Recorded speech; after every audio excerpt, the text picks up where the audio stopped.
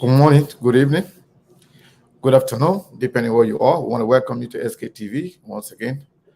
Again, my name is Sekou Kenneth, coming to you live from Phoenix, Arizona. I want to encourage you to share the show. Today we are live on SKTV Live. We are not using our regular platform today. We're just trying to make sure we introduce you to the new platform called SKTV Live. So I want to encourage each and every one of you to share this and get used to it. We are not leaving our old platform. What we are doing here is to introduce you to the new platform. So I want to encourage each and every one of you to go ahead and share the show. All right. We are going to be using this today and see what happens afterward. So I want to encourage each and every one of you to share the show.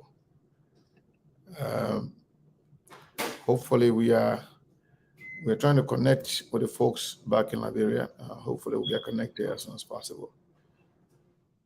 So let's do this right now. And then while we do that, we want to play some music and come back.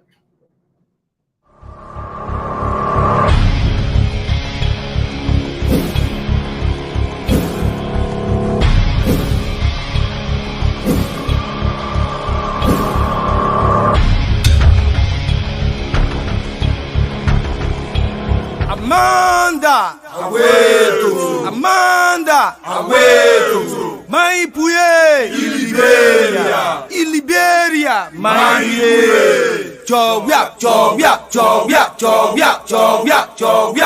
Deble Trigger. Aha, y'all on the road, the punch giant ready to take over. Like it. Y'all on the road, beat Papa coming again. Y'all on the road, Papa Georgie coming again. Y'all on the road, Mama Joe coming again. Who on the road, see Tisha coming again. Lale wo country giant coming soon. Better move on the road. I say you're better move your road. You be somebody get away. Pulling back the get away. We coming again. Move on the road, cities, we coming again. Yeah, move on the road, Joe, we are coming again. Move on the road, Mama Joe, we're coming again. Up in the road, cities, she coming again. Now the whole country, giant, coming so. Better move on the road. Say you're better move your road. Take it away. Better get away. We coming again. We forced to win the scheme. We coming again.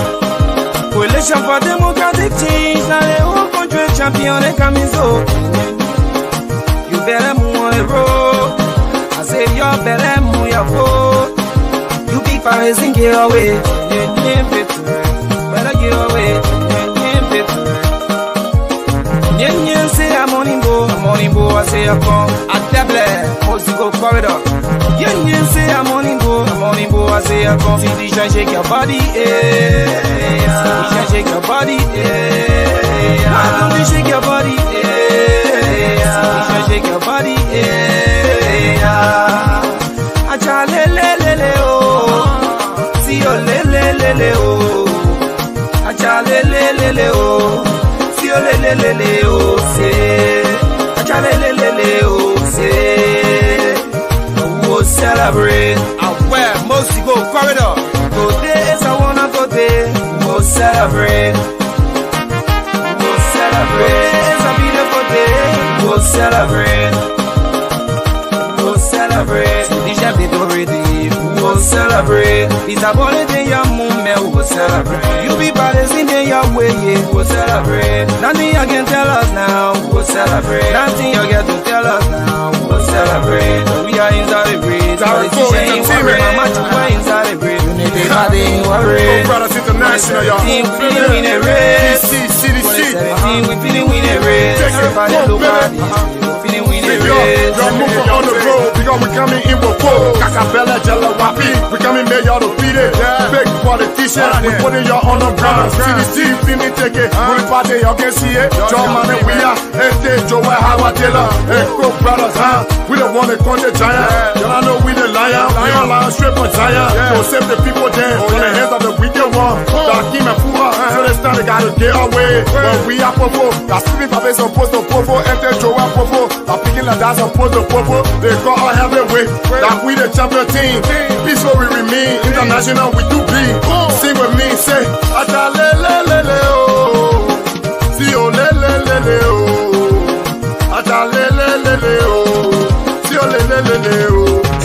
Power to the people, only for the men and do evil. They say the people why, I'm putting them in the spot. They get a big king, no to see rapping, get rap the king. Can I get away? And if the body in your space, like Taraco with plugging. CDC now take it. DC, CDC, we the champion team. Boom, baby. You Jezo, ruling party, you're in trouble. Come on, y'all move on the road. CDC coming in with four. We not taking the straight for Joe. We body y'all to the chicken crow. AFP say y'all win the team, but who about more than win the team? Now we the champion team, so for the win the game. AFP say y'all turn giant, but we the lion from Zion. Now we the whole country giant, we eat again and we eating cayenne. So if y'all walk, you be people, y'all be making buck. AFC we not some sir. If y'all ain't more the road, I keep with pour in your mouth. Ruling by the jelly, voila, every one of y'all making paka. You guys see we take over, so y'all coming in with power. We don't have for making fault, all we offer are making love. All the other party then going straight down to the doors. CDC we standing tall, observing and watching y'all. Y'all think that I'm thinking team, so be cheating the winning team. This time we too aware, so we changing the referee. This time we too aware, so we changing the referee. Y'all wanna roll beef, Papa coming again. Y'all wanna roll Papa Georgie coming again. Y'all wanna roll Mama Joe coming again. Who wanna roll CD coming again. Now the whole country giant coming so better move I say you're better move your money. You kiss about to get away. You sleeping for they get away. We coming again. Who wanna roll CDC coming again. Y'all who wanna roll Joe, we are coming again. Who wanna roll Mama Joe, we're coming again. Up in the road, CDC coming again. Now the whole country giant coming so better move on I say you're better move your money. Joe, we are coming home. Better get away. Amanda, Amanda, Maipuye, Liberia, DCENT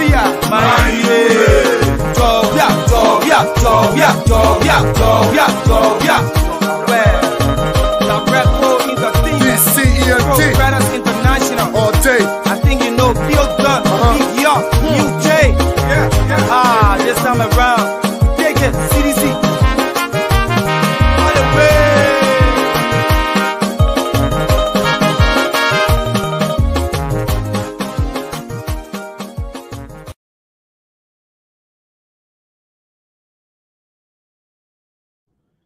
I want to say good morning again, good afternoon, good evening, depending where you are. I want to encourage all of you to go ahead and share the show. Today, we have a lot to discuss. A few things to mention.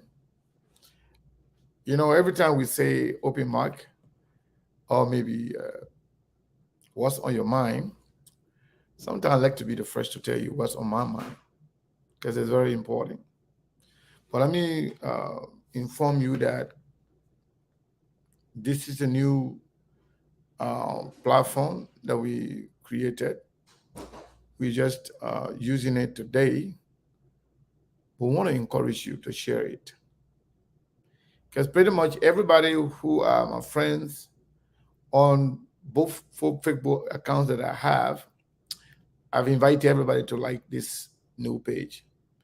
And some of you have already accepted, and some of you are yet to accept the page. So this is now our regular SKTV. This is one we call SKTV Live. So I want to encourage you to share it. Share it, share it, share it. It's very, very, very important. We are trying to transition We are not going to leave the other page 100%. No. But we are transitioning little by little so that everybody who's been saying that they're not hearing us, they can hear us. Those that are saying we're not seeing the live, so they can see it. But we want to encourage all of you to go ahead and share it. Now, somebody say you're not getting any notification. This is the new one. Please click like and also follow. Click like on this. This is called SKTV Live. It's not the actual SKTV. We're going to be using both, but we are just trying to make sure we use this one today so that people can get used to it. We want to encourage you to share it and follow it. Click like on it. It's called SKTV Live. It has the profile picture like the one I have on my regular page. So please go ahead and share it. This is very, very important. So the discussion today, we have everything to discuss. You can tell me exactly what you want to discuss. Going to be opening both lines. But at the end of the day, we're not going to tell you what to talk about. We're not going to restrict you to talk about anything you want to talk about. But I got two things today on my mind. Two things. First thing I have on my mind is the letter, the open letter by Mr. Cummings and President's response.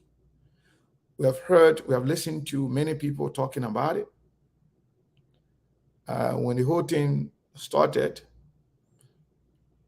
I was in Newark, New Jersey, and because we had a FAMUSA convention there, so we were there for the convention. A lot happened while we were there. I want to start by saying thank you to our friends, family there in New Jersey for taking good care of us while we were there. And want to thank you to the entire FAMUSA community for showing up, for coming to be a part of that very important gathering. That is the biggest Mandingo gathering in the world. FAMUSA is the single largest Mandingo organization in the world. We want to encourage you to go ahead and share the show. Those of you who are yet to share the show, you haven't done so, please go ahead and share the show. All right? We're encouraging everybody to go ahead and share the show. So, what do I mean when I say I have FAMUSA, the open letter from Mr. Cummings and the President's response? First and foremost, it is very, very embarrassing. Maybe some people may see the letter from a different angle. But from my own perspective, I think the response supposedly written by the president is very, very embarrassing and disturbing.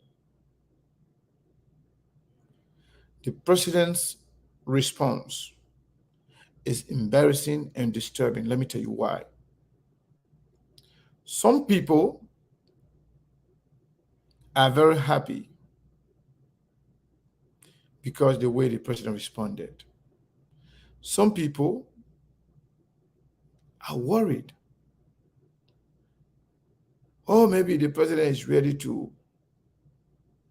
destroy Cummings and this and that. Some people are very excited, seditions, and some people from the Unity Party are also excited, thinking that maybe George Weah is trying to do the work that they've been trying to do for the longest. But let me tell you why this is embarrassing.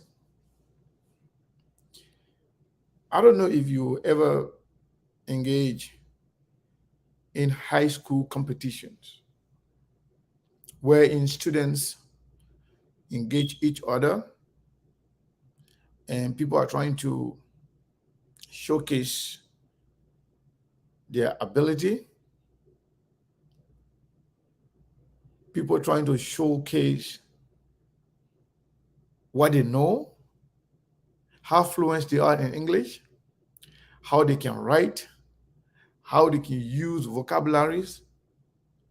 You know, high school students do that all the time among themselves. And those engagements are not based on substance. It's only meant to show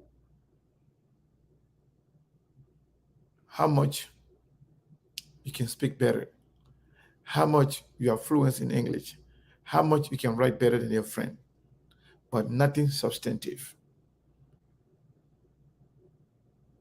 That's one part. Another part of this, if you read that response, you know, I posted something on my page. I asked question, was this response written to JNB or Electoral Commission? Some people were laughing. Some people, oh, Boseku, who sent the open letter? Is it not JNB? Is it not Commission? Why ask that kind of question? Let me tell you the reason why I asked that question, whether the letter was written to JNB. If you look at that letter, I guess one of my colleagues want to come on. I think a lot of Abraham trying to connect with. By the way, I apologize for this. We have the radio. We are on a radio station. I forgot to really mention that, but not because Mr. Kula is not on the screen, but yes, indeed, we are on the radio. It's in the backstage, and we are connected directly to the radio. So those of you listening to us on the radio, we want to welcome you to SKTV. If you're looking for us on Facebook, you just go to SKTV, you're not going to see it. Today, we are using the new platform. It's like a backup platform. SKTV is still going to be used, but we are using SKTV Live. Many of you who are my friends and who follows me, I have sent pretty much invitation to all of you to share and follow SKTV Live. That's what we are using today.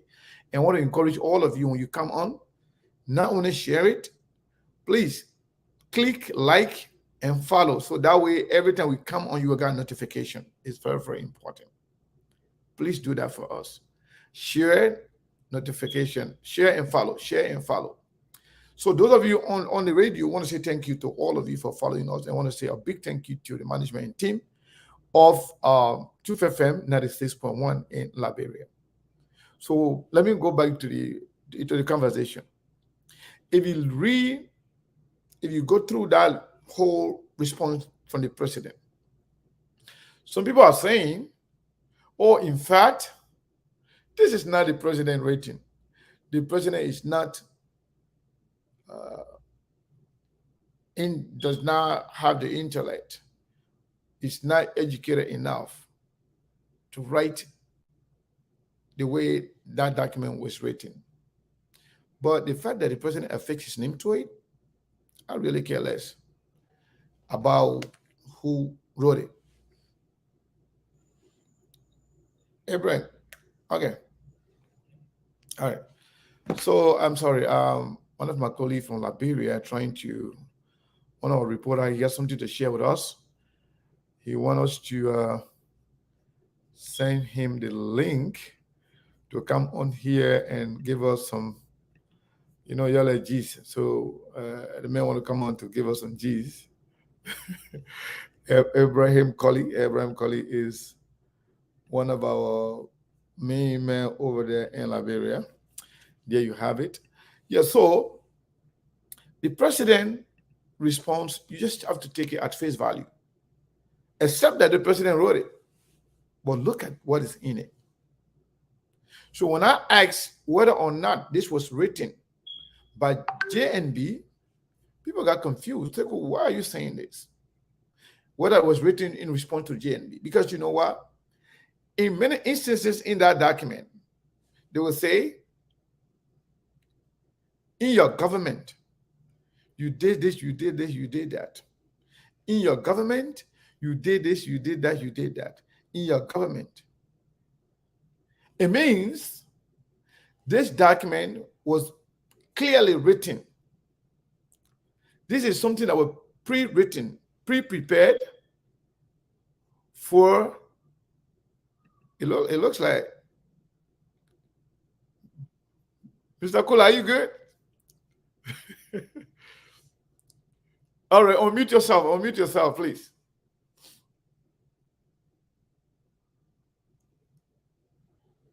So, if you read it, you can read or understand. I'm not talking about people who, the blind loyalists who just stupid, just read things and just follow whatever they, without having critical analysis or without taking the time to really understand, to read through the line.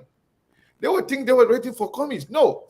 What happened is that you can clearly see that response to commies was not meant for commies. This is something, a campaign attack, a campaign talking points that were being prepared for Joseph Boakai, because George Weah and his team, they were saying Joseph Boakai as the only competitor based on 2017 election. So all these talking points were written and kept as point they're going to use to attack Joseph Nima Boakai. But now the commies came and threw the bait on them, they took it out. And what happened? They went and edited the document. That's why you see everywhere in that document, you know for the fact, Cummings was never president. Cummings was never a vice president. Cummings was never a president or vice president. So their consistent reference of your government, your administration, your government, you can clearly tell that this was not for Cummings. Cummings never helped. Cummings was never president. He never served in any influential or any capacity that I know of in Ellis government. So which government are they talking about? That you could tell definitely that they are talking about Joseph Nima Boakai. But what happened? They edited it and inserted Cummings in the letter, but they didn't do a good job by completely eradicating everything that has to do with Joseph Nima Boakai. They did not eliminate everything that has to do with Joseph Nima Boakai, so they left those part in there. That's why I wrote on my page, I said, was this written to Cummings or Boakai? And I said, but the editor did not do a good job.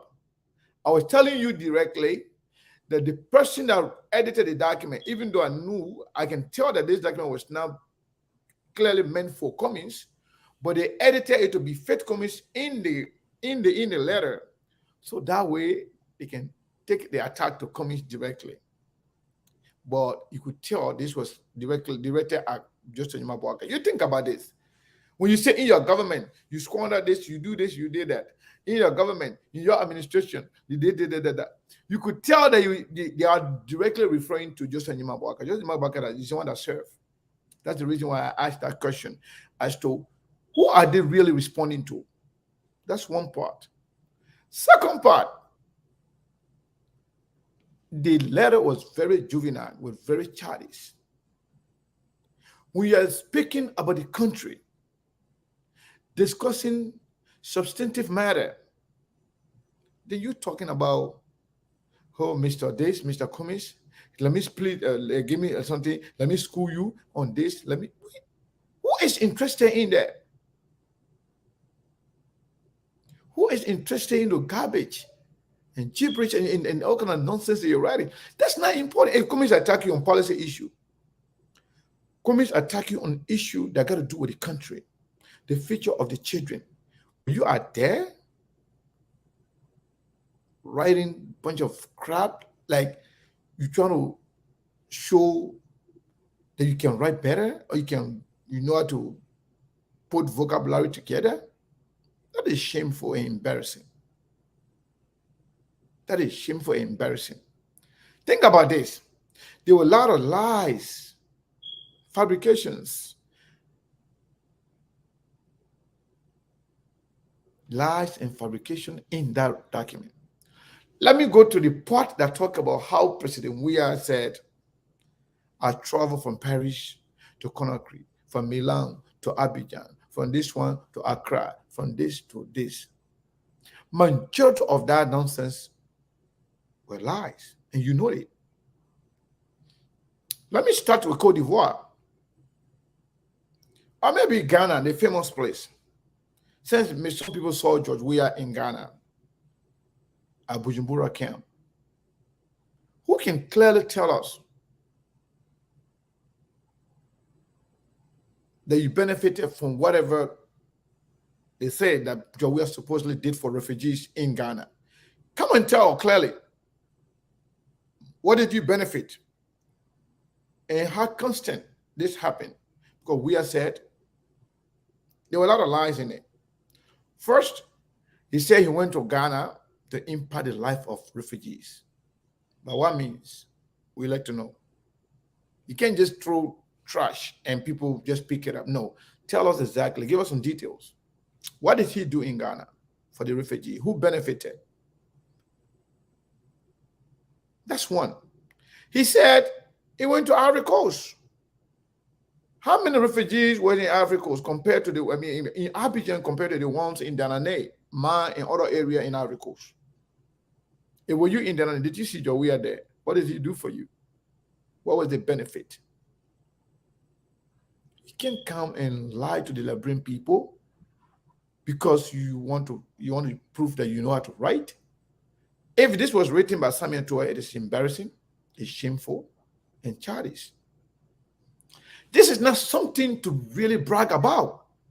It's not something to prove that you can write. No. We are talking about a country here. If you were in Guinea, I live in Guinea as a refugee. I started where in Lola, the border port, one of the big border city in Guinea, who came from Liberia. I spent time in Lola. I spent time in Zerikore. The biggest camp, the biggest refugee camp in Guinea was in a forest region, from Gekedu to Masanta. Those of you who live in Guinea as refugees, to Lola, and then the camp. The many people who traveled to America here, they were living in an area called Lene, Camp Lene. That's all the way behind Lola. Did you see George Weah there? Did you ever hear about George Weah in Camp Lene, or Masanta, or Bela, or Zerikore, or Gekedu? He said, I'm going to Conakry to impact people's life. Many Liberians, many refugees never stepped in Conakry until they were coming here. Except those who were there, especially Sierra Leone refugees and Guinean and Liberian refugees that were there. It was not even that many compared to the ones in the forest region. There's somebody lying that I went to Conakry to impact Liberian refugees' life. Abraham is here. Let's bring Abraham on. Let's see. Maybe Abraham gets some update for us from Liberia. Abraham, how you doing? I think you are muted. Unmute yourself, please. Thank you very much, Mr. Kane. I'm okay. And let me say hats out to Mabon Kula. Come here, what's up? Yes, thank God. I'm doing great. Thank God, at least, even though it's already here, at least, but the weather is cold. Thank God for life. Yeah, Mr. Kane, how are you? I'm doing wonderful. As you can see, we are on the new. As a matter of fact, I forgot. You guys, the two of you have to, forgive me. I need to add both of you on the new platform because this is a backup platform, so we got to get both. I will add both of you on there. Every time you post on SKTV, you got to post on SKTV Live. So that way, people can, whoever missed the one on SKTV, they will get on SKTV Live. By the end of the day, we're going to transition to this one. because many people are complaining that they're not getting notification on the original SKTV. So this is the SKTV live. So we're going to make sure that people are connected. So right after the show, I'm going to add both of you on it as editors and administrators, so that way you guys can have access and post there and go live anytime you want to go live. So I apologize to both of you. Okay, well, no problem. But I want to ask my colleague right now, Abraham, because I'm watching something right now, and I don't know where exactly are you, because I'm watching something live on the internet coming from the Congo Time there. Yeah, I think it's about protest. So I don't know where are you, Abraham. Oh my gosh, Abraham is having difficulties now. Hopefully, wow. Yeah. So that's the second thing that I have on my mind. I watched live. I watched live where they have Zogos saying that they proudly block traffic because of we didn't give them their money. So yeah, Abraham, Mr. Kula was asking you something. Go ahead, quickly respond to that before we can continue the conversation. What do you know? What do you know about what happened? What happened in I don't know, it's Congo Town area where in the Zogos blocked the traffic. Abraham, your signal is not giving you things to do. Yeah, so I will continue with what I was saying. Maybe everyone want to call on the phone and contribute. Yeah, Abraham. So you want to take me on the WhatsApp. Take me on the WhatsApp. You are live on WhatsApp. Mr. Kula was asking you, what do you know about what happened to the incident? Probably still going on right now, wherein those guys went and blocked the traffic. Do you have any information about that? I just saw that because I left by 4 o'clock Liberia time, and I just pulled on my internet. I saw that, but I'm told they blocked the road because I don't know, they are disenchanted. Government should help the disabled community. The disabled community have been forgetting about. So they group themselves. Especially, I think some of them are soccer players, the amputee. They group themselves at the top end Boulevard intersection, block traffic. Cars not moving, cars not going, and some of them are sitting in the middle of the road on the quota. So I saw that on my media comment of my platform. You are carrying live, and I listened to some of the things you are outlining. So they are disenchanted, and that's the way they feel like they can protest so that the attention government can give them some attention. Okay, so Abraham, on the other issue, this whole response from George Weah to Ellis Cummings, many people having diverse opinion about it, but I'm saying, to me, it was not up to standard. It did not address the issue. It was somehow like a show off. Somebody trying to show their ability of being, their control over the coin language or what have you. I think it did not address the issue. It was not even written maturely, and there were a lot of lies, fabrication, and deceptions in it. However, you are in Liberia. What do you think, and what are people saying about this response to Ellis Cummings' Opens letter? Thank you very much. Firstly, like you may know, there are the two letters from two diverse political institutions and leaders of two political institutions as well. So you obviously you get people from the other angle supporting the president's response to the ANC leader statement or maybe communication that have been that was written to the president's office, which of course the president or probably those around him holding maybe inform him well in terms of going through it, looking at what the Alternative National Congress leader is, the CPP Senate was pushing so that it would help Liberia on the other end, but looking at it from the contrary, came out with a statement and say, the CPP Senate did the letter because he needed some attention because they are going social media.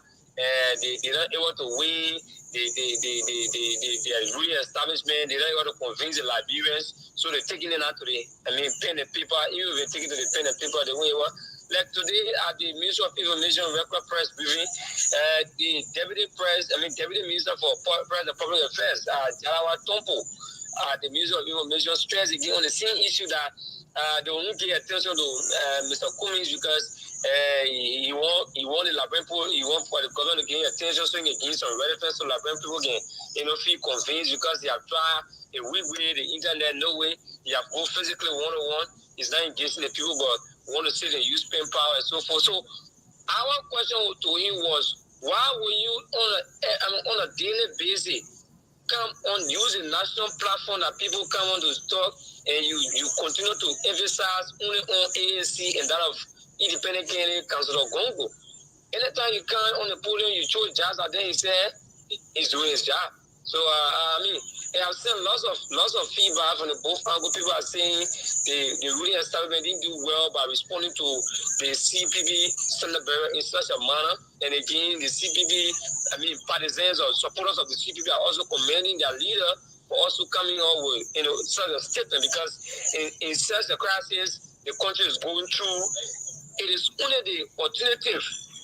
That the CPB is the only alternative that Liberian people who want to change this country or change the kind of situation that is ongoing. So the step taken by the Senate Bureau was a clear one, and they support the idea. All right. Thank you very much, Abraham. So besides that, we're going to ask you, what is on your mind today?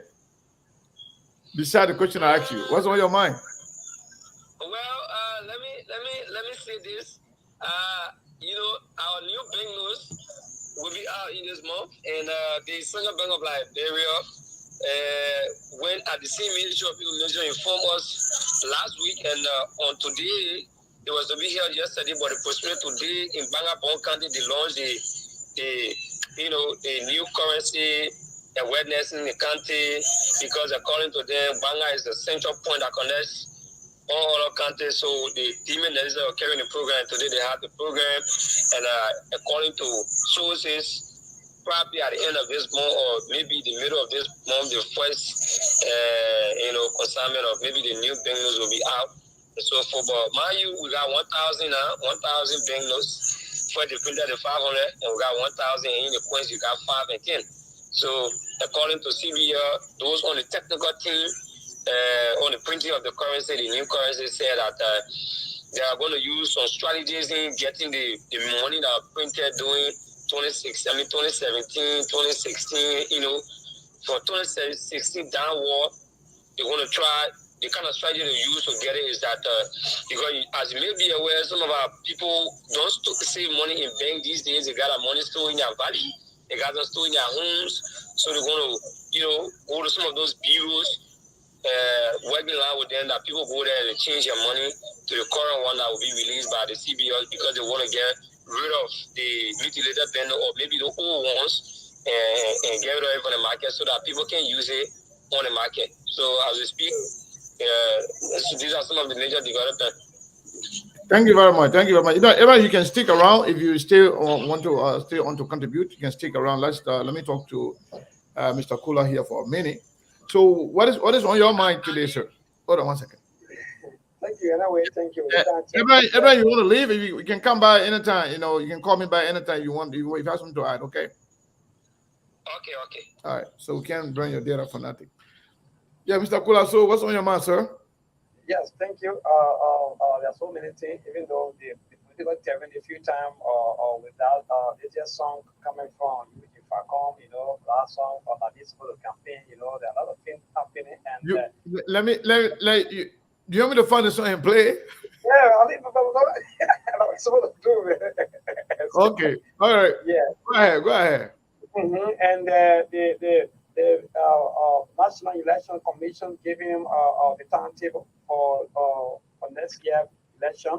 So there are other things that I want to talk about. And so with them happening now, of people protesting, maybe gathering themselves together in the name of, or maybe they want to call government attention. These are so many things that are happening.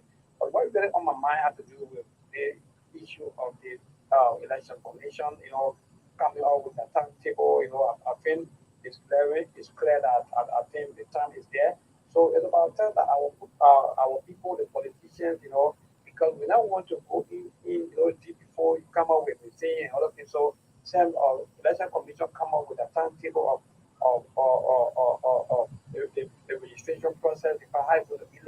and so on. I think if you have any quant or maybe you have anything that you want to talk about now, this is the best time to come on now. Don't wait until after they process everything, then you want to maybe another argument, and that will not be good. So for me, I think I'm calling on the politicians to look at what was said on yesterday by the election commission and also posted on their website. So it's by the time I can go there and ask all the lawyers all the questions, things that they want to do about, things that they think that maybe they have doubts on.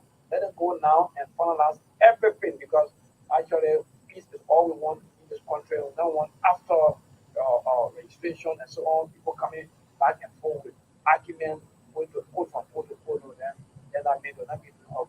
So that's what's getting on my mind on today. All right, thank you. That's very, very important. So we're going to share. We're going to try to play that song.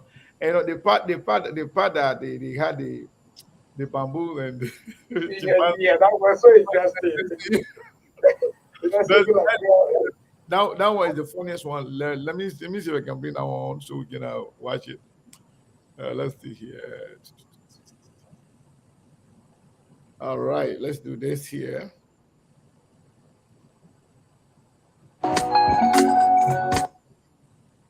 From late here to drive for the $70,000 car. About to work at me for stupid. That is what can be for your steps on to wash a car.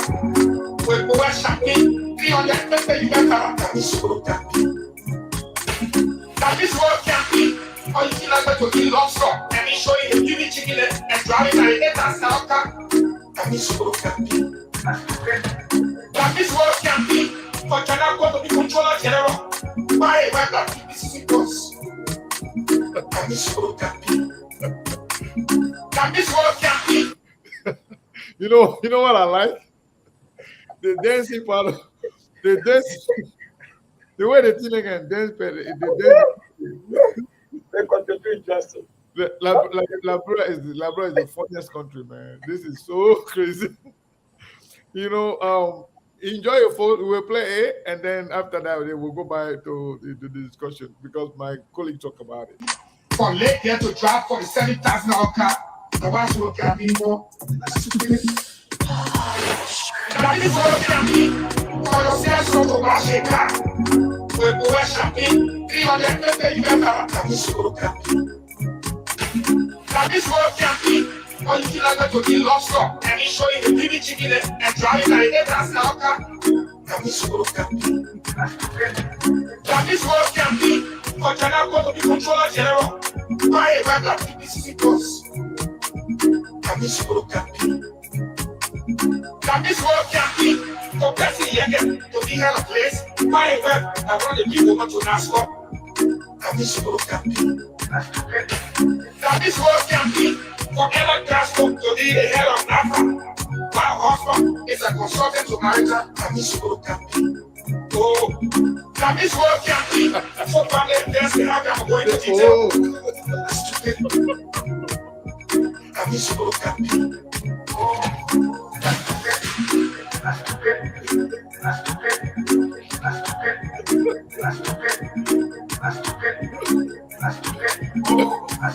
The bottom is the old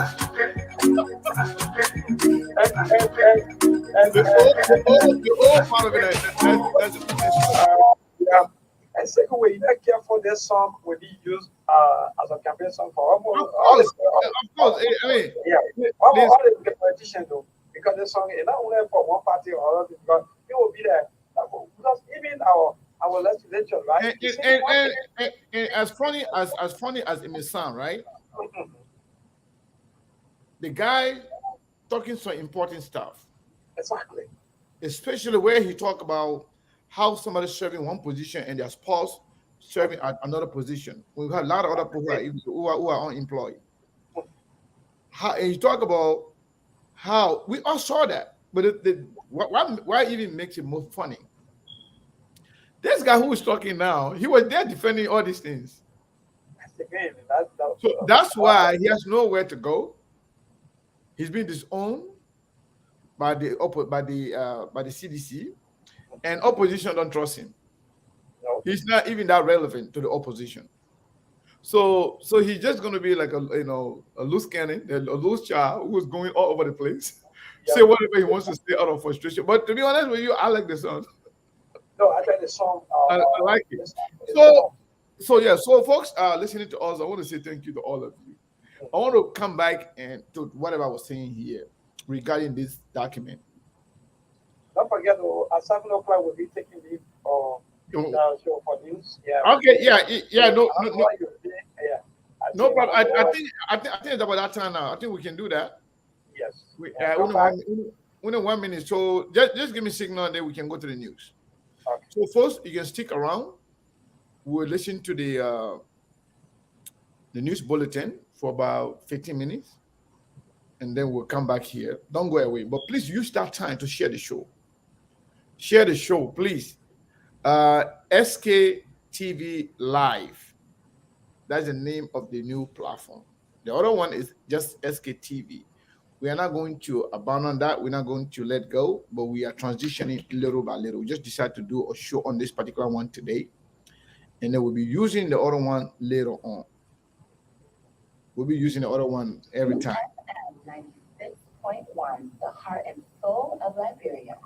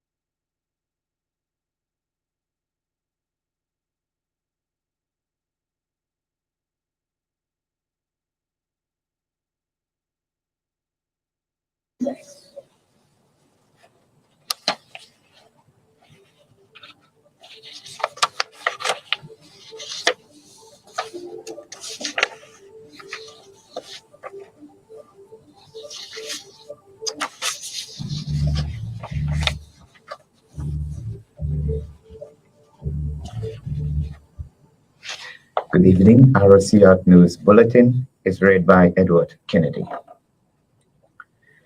The Civil Law Court has issued a writ of summons for the Monrovia City Corporation through its city mayor, Jefferson Koji, in connection with a $500,000 United States lawsuit. Report says a classroom teacher in Grand Bassa County has finally been sentenced to 5 years in prison for raping a 2-year-old student in the county. Fishermen in Grand Cape Mount County have launched a search operation for the body of one of their colleagues when missing on Lake Piso since Wednesday morning in the county, and he is feared dead. South Africa's health minister has warned that it is not up to ordinary citizens to enforce the country's immigration law.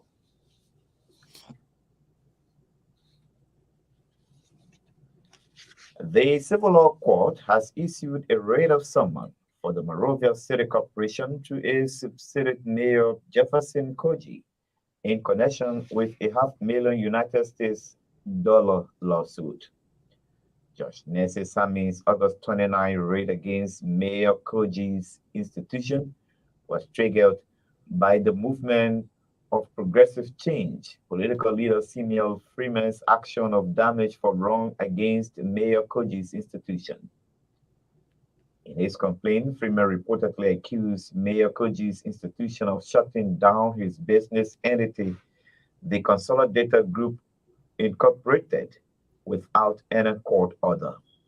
As a result of Freeman's account, Judge Nessie Samin, according to RCR judicial correspondent, is demanding Mayor Koji to respond to the claim on or before September 8th to set the stage for the legal battle. Following the court's rate, MCC lawyer Attorney Henry Bagon said they are not troubled by MPC political leader Simon Freeman's half-million US dollar action, adding that they will respond in statutory period as provided by law. A report says a classroom teacher in Grand Bassa County has finally been sentenced to 5 years in prison for raping a 12-year-old student in the county. It can be recalled in June of this year, the Liberia National Police Grand Bassa County Detachment received a complaint from the parents of the survivor about the situation. According to our correspondent, the accused rapist, Lorenzo Clark, has since admitted having an affair with the 12-year-old and pleaded for mercy. RCR Grand Bassa County correspondent said Clark was slapped with 5 years imprisonment by the 7th Judicial Circuit Court in the county. Our correspondent quoted the father of the survivor as calling on national government to help her seek advanced medical treatment.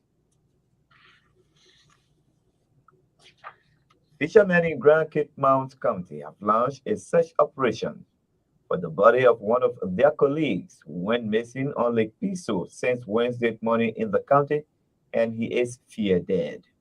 According to the report, Uboyma Sambola left his residence in the morning hours of Wednesday to transport wood across Lake Piso and has since not returned.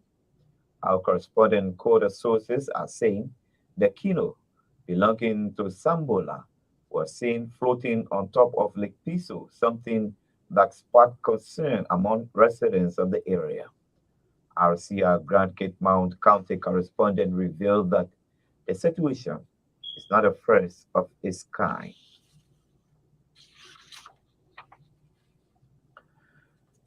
A report says Associate Justice Joseph Nangbe's health condition continues to deteriorate since his return from Ghana, where he had gone to seek medical attention for few weeks ago. The news of Justice Nangbe's poor health follows a visit by Chief Justice Francis Kopor and other justices of the Supreme Court Wednesday to ailing Associate Justice residence in Burrowville outside Monrovia. Sources told RCR judicial correspondent Thursday that Justice Nangbe is still battling his illness, adding his poor health has claimed the attention of the Supreme Court bench, which prompted a visit of the Chief Justice and other justices on Wednesday.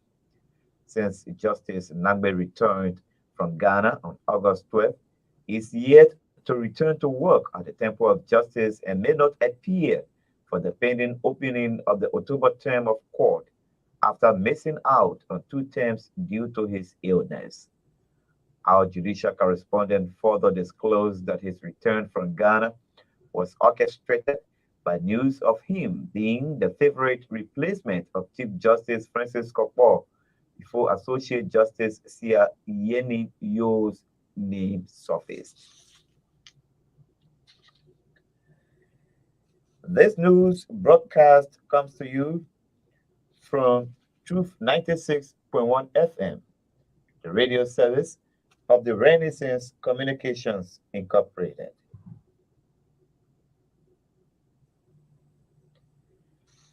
The Commissioner General of the Liberia Revenue Authority, Thomas Doe, now says the LRA is determined to sell underdeveloped properties upon the refusal of those properties owners to pay their taxes. Speaking recently before the Senate Committee on Ways, Means, and Finance during his confirmation hearing, Commissioner now noted that the action of the LRA is not intended to raise revenue for the country and give back the remaining costs of the properties in question to their respective owners. According to the LRA boss, there are several underdeveloped properties in the country with little or no effort being made to develop those properties which will help government generate more revenues. Commissioner now lamented that there are several underdeveloped properties in the country with their owners residing in the diaspora. He stated that the decision of the entity is in accordance with law, and as such, the LRA will be in the readiness to face court action from any individual who would feel offended.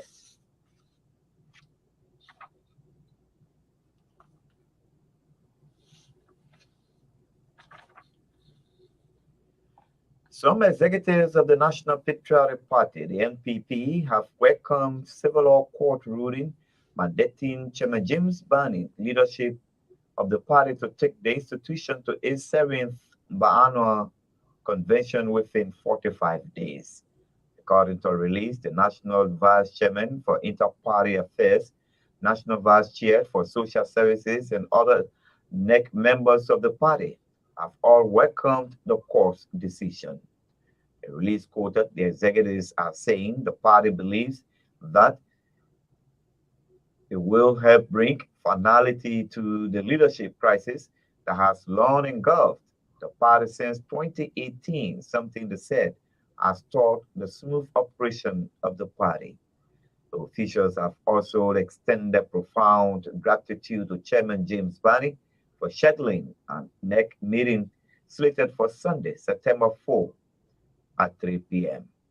According to the NPP release, it is expected that members of the National Executive Committee of the National Patriotic Party will peacefully assemble for the successful holding of the long-awaited NEC meeting to deliberate and plan for the upcoming 7th biannual convention.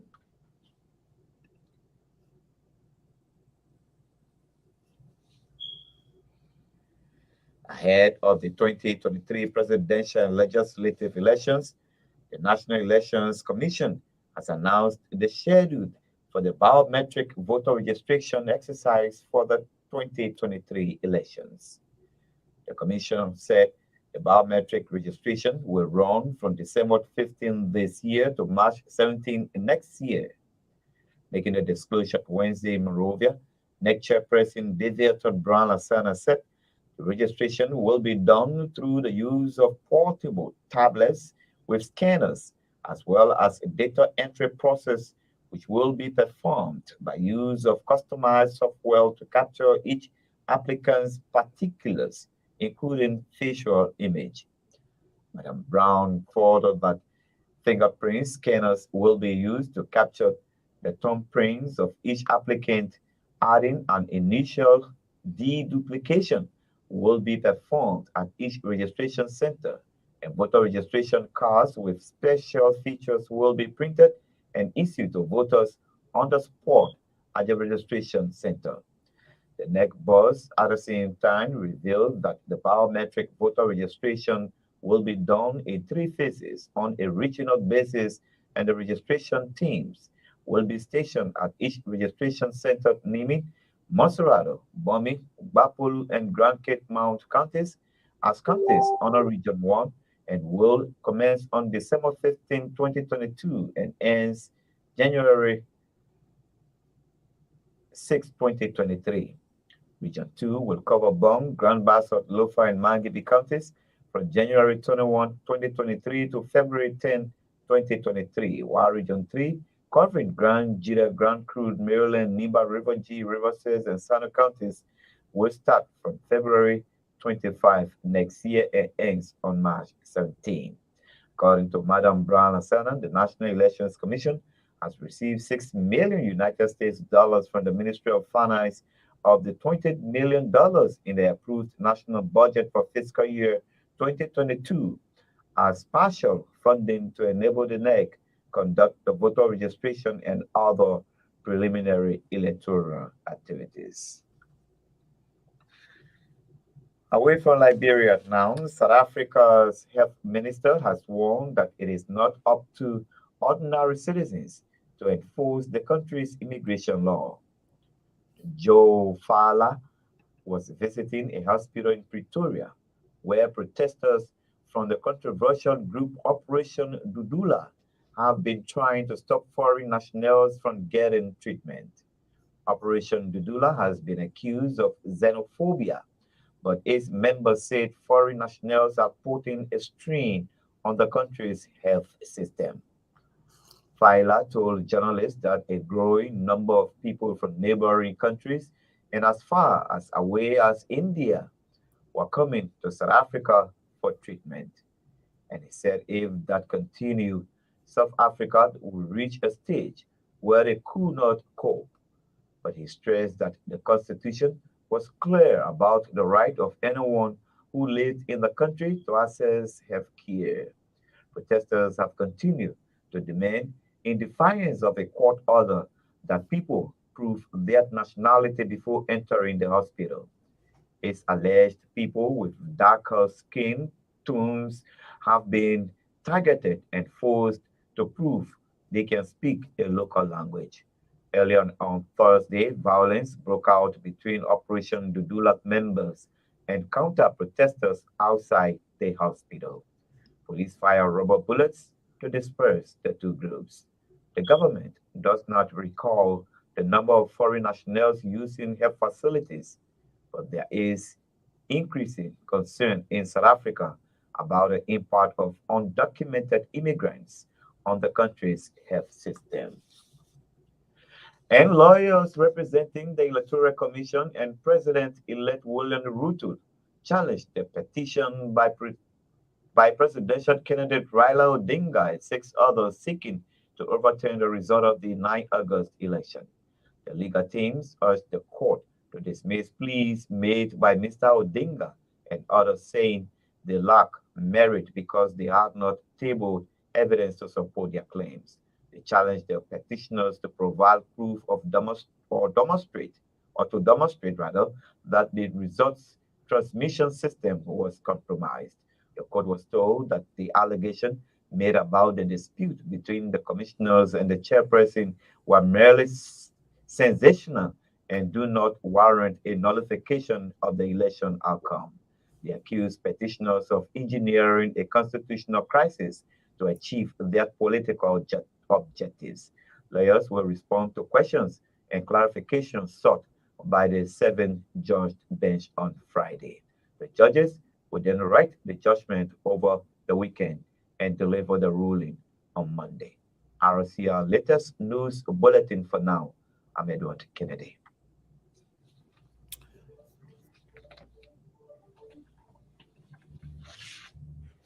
So, folks, now that you heard it from the newsroom, news bulletin from Truth FM 96.1. We heard some local information. We also heard some international news. I want to say thank you to all of you and for sticking around, and a big thank you to Truth FM for making this possible so that our people can listen to some local news. Something came up from this news that I believe should also claim our attention. The health of Justice Joseph Nangwe. And, in Liberia, especially in our African setting, nothing happened for nothing. People always attach reason to whatever happened. And as you heard in the news, that Justice Joseph Nangwe was expected to be the one to replace Justice Francis Kokor, and he got sick and was taken out of the country. Now that somebody else is being given that position, and he stays sick, we pray for him to get through the sickness. But if something happens, people are going to attach reason to it. Maybe this man was poisoned. Maybe this man was killed. Maybe this man was kind of rich or whatever it is. It was something witchcraft, any kind of thing we were attached to it. That's what we do. We African. Every time something happens, there must be a reason, and we hope that the man will be okay. So back to the conversation. Anyway, those of you that are just watching on TV, I mean on SKTV and live, don't worry, we have enough time. Even if the radio will get off the radio, we'll stay here to get your, your side of the story as to what's on your mind today. So, going back to what I was saying, because I got two things to on my mind. The first thing is the letter and the response, and the second thing I have on my mind is those Zogo, the people they call Zogo, the disadvantaged youth. Some of them are not even young anymore. Some of them are already in their mature age, and they are family they are family health now, responsible for their kids and wife, whatever, they married to each other and the rest of it. But people giving them that name, Zogo or disadvantaged youth, that is the second thing that I want to talk about. But I want to dig deeper on this issue of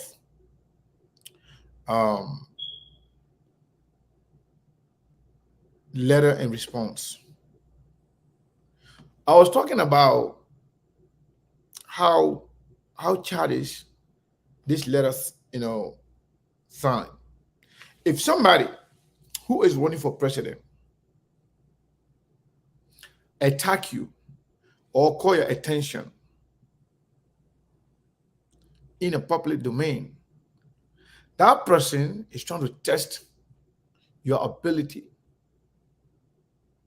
to respond to critical issues or issues of national concern. They're trying to test your ability, how you can respond under pressure, how you can make the case to the librarian. As a matter of fact, the reason why this person made this letter public, I heard that the president was angry because he wanted the man to send a letter to him directly without being open letter to the public. When somebody says open letter is meant for the public, they want the public to know the communication they're sending you. They are telling the people, say the man don't know what he's doing. Let me advise the man in front of all of y'all so you can hear the man talking. And then they may give you that opportunity. Then you come in to write nonsense, attacking the man personally without giving any clarity to the issue being raised. For example, the issue of the sanctioned officials. You say even the United States people talk about due process. Granted, they talk about due process. You talk about investigation. We did not hear, or we have not yet seen any committee being put together to investigate those people who were accused, who were sanctioned. Who is investigating those guys? Let's agree now, your idea or your analogy of due process. Who is investigating those guys? How long this investigation going to last? And after the investigation, what next? If found guilty, are they going to be prosecuted? Are they going to go to jail? Due process is not just a word. It's a due process. It's a process. And it's not a secret process. It should be something in the open. We want to know who is investigating and for how long this investigation is going to last and what happened after the investigation. Nothing of such being discussed. But you say you're investigating. That's one. You know, Mr. Kula, let me tell you something. Something that can really bother me. We have a group of people, ageable men and women put together. So-called educated people put together. And they will come in public and do stupid things, thinking that other people are not thinking. It's so disturbing. When you come and say, okay, it's a due process. Okay, what the due process is about?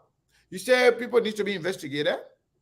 They need to be investigated. And what happened after that? After the investigation, what are you doing with them? Because the thing is the usual thing in Liberia. When it's hot, you downplay it. After 2 weeks or 3 weeks, Liberian people forget. Then you reinstate them. That's all they want to do. But then when somebody try to come and attack you or call your attention to art, respond to them in a respectful manner. Or if not in a respectful manner, respond in a manner that Liberian people can see reason, say, yes, at least they are doing something. But talking about crazy stuff, lying, bringing in funny things that really don't matter to Liberian people.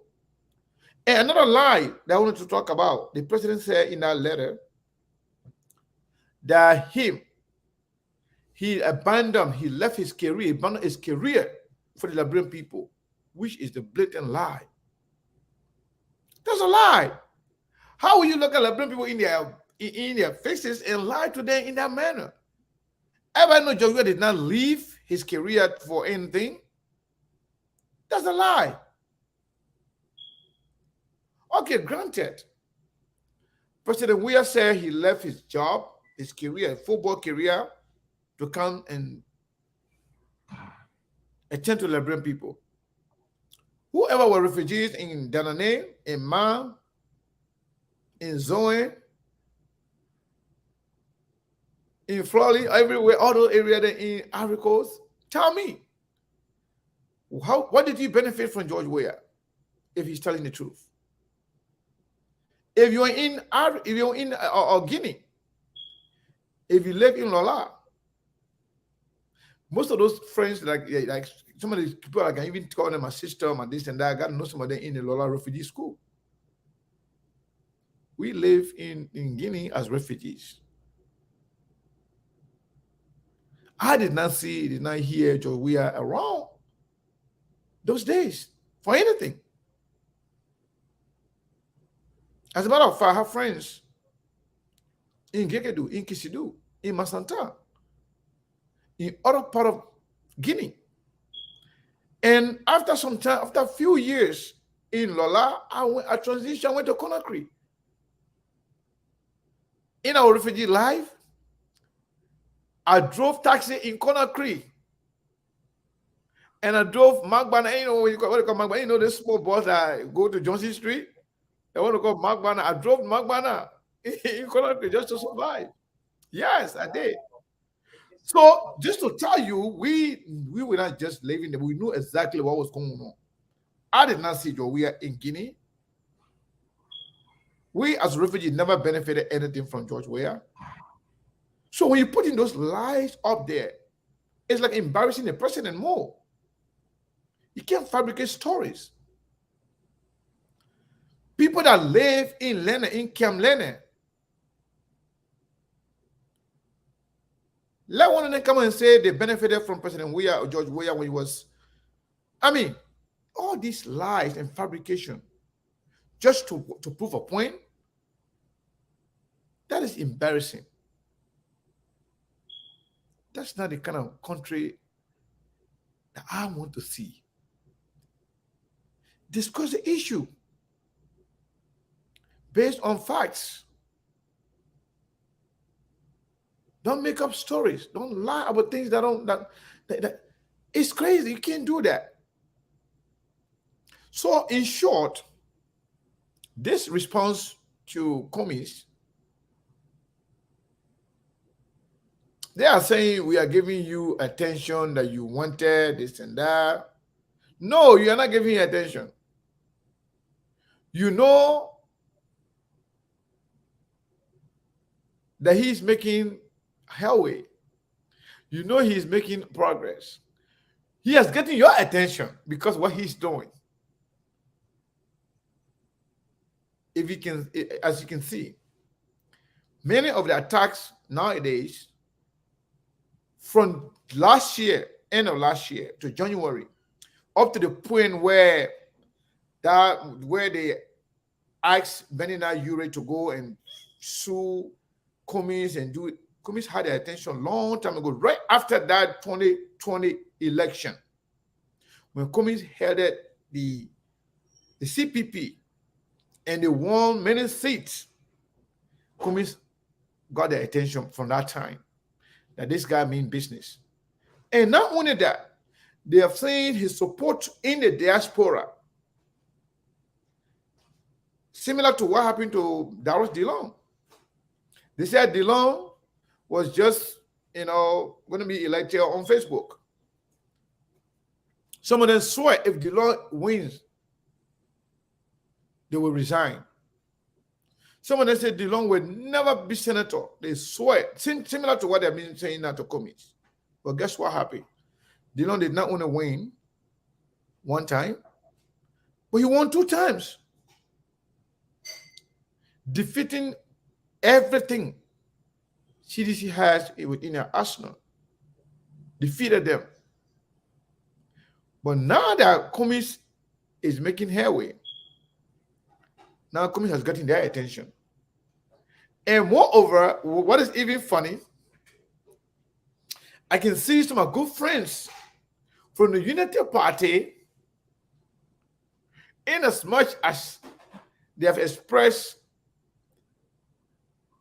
their dissatisfaction about the country, the way the country being proceeding, in as much they have expressed how much they hate the way we is running the government, but yet majority of them are there joining the CDC to fight Cummings. Unity Party people joining the CDC to fight Cummings. Joseph Jima Boaga himself started it by allowing himself to be used by Serena Seifert to take them to court, which ended in shame.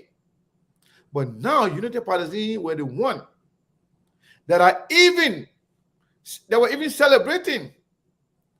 Oh, this is a blow. Oh, this is a big blow. Oh, this is the big one. Oh, this is so embarrassing, disgusting. How can you call yourself an opposition, but yet instead of fighting the government in power, but you are there to support the government to destroy another opposition? I think if you have your dissatisfaction about any member of your opposition, you can take that to them from the opposition standpoint. But you cannot be a supportive arm of the government to destroy one of your opposition. That means everything you're saying about the government is a lie. It means everything you have been saying is not about the government being bad. It's not about government being inept. It's not about the government being corrupt. Everything you are saying is just a lie, just looking for another chance to get to power. But if you truly believe, that's why there are a few guys, I don't want to call their names because of the way they present their show, but there are a few guys, I like one thing about them is the consistency. If this person is bad, if this government is bad, if this government is not treating the Liberian people correctly, if Liberian people are really suffering because of the ill way of this government, if Liberian people are not getting clean, safe drinking water, if Liberian people are not safe to go out safely, people are being raped on a daily basis, people are being killed on a daily basis, mysteriously. If you think that is true, whether it's Paul or Peter is against this government, you will support that person. But because you don't believe in what you've been saying, you will go against anybody. I have not seen any country like Liberia. And it's going to be very hard for us to make progress. You have people in the opposition, they were even sharing, happy. Oh, yeah, that's true. Yeah, everything, the president saying, but they may, oh, that's true. In fact, you're saying that simply because you think if the president or the CDC is able to defeat Cummings or maybe reduce Cummings' chances, then that will give a change to Joseph Nyeman Boakai. That's not how it works. That's not how politics works. If the government is bad, it's bad. It doesn't matter who's saying it. If the government is wrong, it's wrong. If they're not doing a good job, they're not doing a good job. But you cannot join the government to destroy your fellow opposition when you know very well this government is not doing right. But it will not prove that many of those people who are doing it, they don't love Liberia. Steve is here. We're going to bring Steve on. He's at work. We'll give him a chance to say something. But I'm very disappointed again in the so-called opposition, specifically some of my friends from the Unity Party, like folks like Costa and other people from the ALP. I'm not surprised. But some friends from the Unity Party, you know very well the president lied on everything, a lot of things on there. You know very well the president left the actual issue and engaged in childishness. All the nonsense and lies and fabrication and deception that were in our response. But you were embracing it, celebrating as if to say it was anything. But let me give you information if you don't know. If it means anything, it means that Cummings is getting their attention. It means that they are now looking at Cummings as the only threat to them. And that's why they are directing all the attack on him. If you don't know. Steve, welcome. Yeah, Mr. Kane, Milburn, what's up, my man? Yes, I'm doing great, so thank God for life. My man, how you say you now, like, in situation you can't handle so? No, don't matter thing. But anyway, that the weather is up here, it's raining, same thing, even though the silent for how the weather here is Maybe you're very low. I don't know what happened. Yeah, you're very low. Very, very low. Oh, okay. I don't know why you're catching me, but my man, we can't talk about Puga Denzel now. You scared? no, man. The best thing when I want to see when I'm a Miss Polo campaign, and I don't play for me. You know, at least they make my day. My man, yeah. My man, we already know what's up, man. You're afraid to talk about the common Puga Denzel. We'll talk about it, but anyway, Mr. Kane, I've been following the conversation. You know, how people are listening. It's not disappointing from the last statement you made. It's for me. For some people, they're not honest. They're not fair. They're not about what's good for the country, even when their own good is pointed out. Because in the communication that I read, you know, I think it's for the good of the nation. It is for the good of the nation. Whether you support Cummings or you support Boakai, whoever you support, if you're in the opposition, these are things that should be talked about. Because at the end of the day, this thing's not going to pick and say, oh, the election magistrate removal, it's not mutually exclusive to Cummings. It applies to Boakai. It applies to other opposition members. So there are some things that you can disagree on, but there are some things that you can agree on. But some of these guys are paid agents, and that's what they do for a living. That's what they've always known. So I don't expect anything from them. I don't. They only speak once in a while to make it look like they have a balance or they want to create a balance, but we're not stupid. Nobody's stupid here. You know, for Eugene Fagon, nobody should take him seriously. Nobody should care about him because when he was there, he was enjoying dining and whining with them. And he went and made himself look like a fool they're using. You know, to be talking a bunch of foolishness all day as grown as he is at his age. He was there, age groups, age mate playing fool out of him, making fool out of him. Like he doesn't have a future. Like after CDC, there will be no more future. So these guys, some of these people, I don't feel sorry for them. I don't. And nobody should give him a job. Nobody should hire him. Nobody needs him. Let him continue doing the foolishness he's doing. But I want to come to. Somebody told me last night that the opposition should sorry for him and bring him and use him. I now say I don't think it's necessary. It's not. It's not. You know, if CDC can give her on here and throw him away, the wheels. I mean, he's of what use? Yeah. To be quite honest, And secondly, he cannot be trusted. He's a loud mouth. He's a loose cannon, anyways. Yeah, he's a loose Eugene cannon. Facon is a loose cannon. And you got to be very careful with him. Very unstable. So he can snap anytime. He got pissed off these few days because he age mate got on a sanction. So that part of the reason that exacerbated his frustration. So all of them not getting the small thing. That's the man that used to be sending him money. Yeah. So all of them not getting the small. So the fact that man is suspended, and then we seem not to be really doing anything about it in their favor. That's why they're using him to to attack Weah. Exactly. The McGill are using him to attack Weah. We know. Exactly. So the McGill side is using him to revolt or to send a message to them. But long story short, I want to get back to the letter. I think you pointed out the rest of the people who are listening here knows about it. These are the same rhetorics and lies these guys use. First of all, George Weah never went to any camp or any refugee Liberia or anywhere to support any refugee. That actually George Weah used to come down to look for a woman, number one. That I don't talk about people personal like that business. To chill. Number two, to meet up with his BM friends. That was it. Because when he was playing for Milan, all these big clubs, Mr. Kane, these people have strict restrictions. You can't drink, you can't get high, you can't do certain things. You can't do that. So when he got a little time, a little vacation, he would come down and do what he needed to do with his boys. Then he goes back. On top of that, he used to come down to renew his juju. So all that other extra stuff, then we know what's up. Nobody's stupid yet. So nobody can play people. 2017, when we sat down, we never say anything.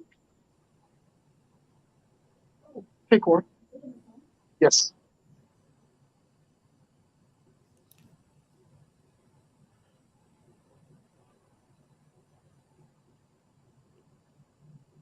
Okay. So Steve just got interrupted. I think he's at work. We're just going to chip in a little bit. Once he's okay, we'll get him back. Okay. Yeah, once he's okay, we'll get him back on here. But yeah, Melbourne, right after Steve, we'll open the line in Liberia. Yep. Maybe for like 5 or 10 minutes, like hear what's on their mind. And then don't forget, you people ran into some of my time today. Instead of the news bulletin being 15 minutes, went up to 17 minutes. I will keep in track. I will keep in track on you. That's all right. Maybe give you that or maybe over the weekend. But right now, Yeah. 8 o'clock. Okay. I think Steve is back. Yes. Sorry for the interruption. Okay. I have somebody walked in the office here to ask me a question. But yeah, let me get to this thing so we can finish this thing on Mr. Kane. So George, we are never keen to Africa or Liberia or Ghana or Ivory Coast to help anybody. That is not true.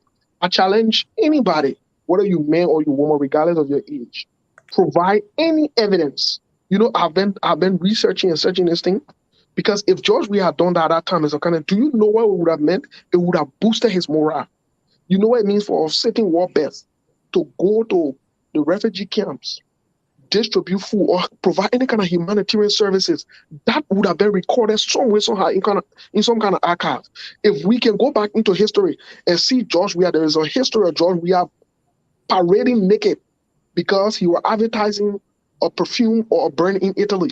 If there is a record of it, if we can go back in record of George Weah holding George, the Costa guy, that defender that taunted him, holding his neck and choking him. If there is a record of it, if there are all these records, you want to tell me George Weah did humanitarian work and there is no record of it?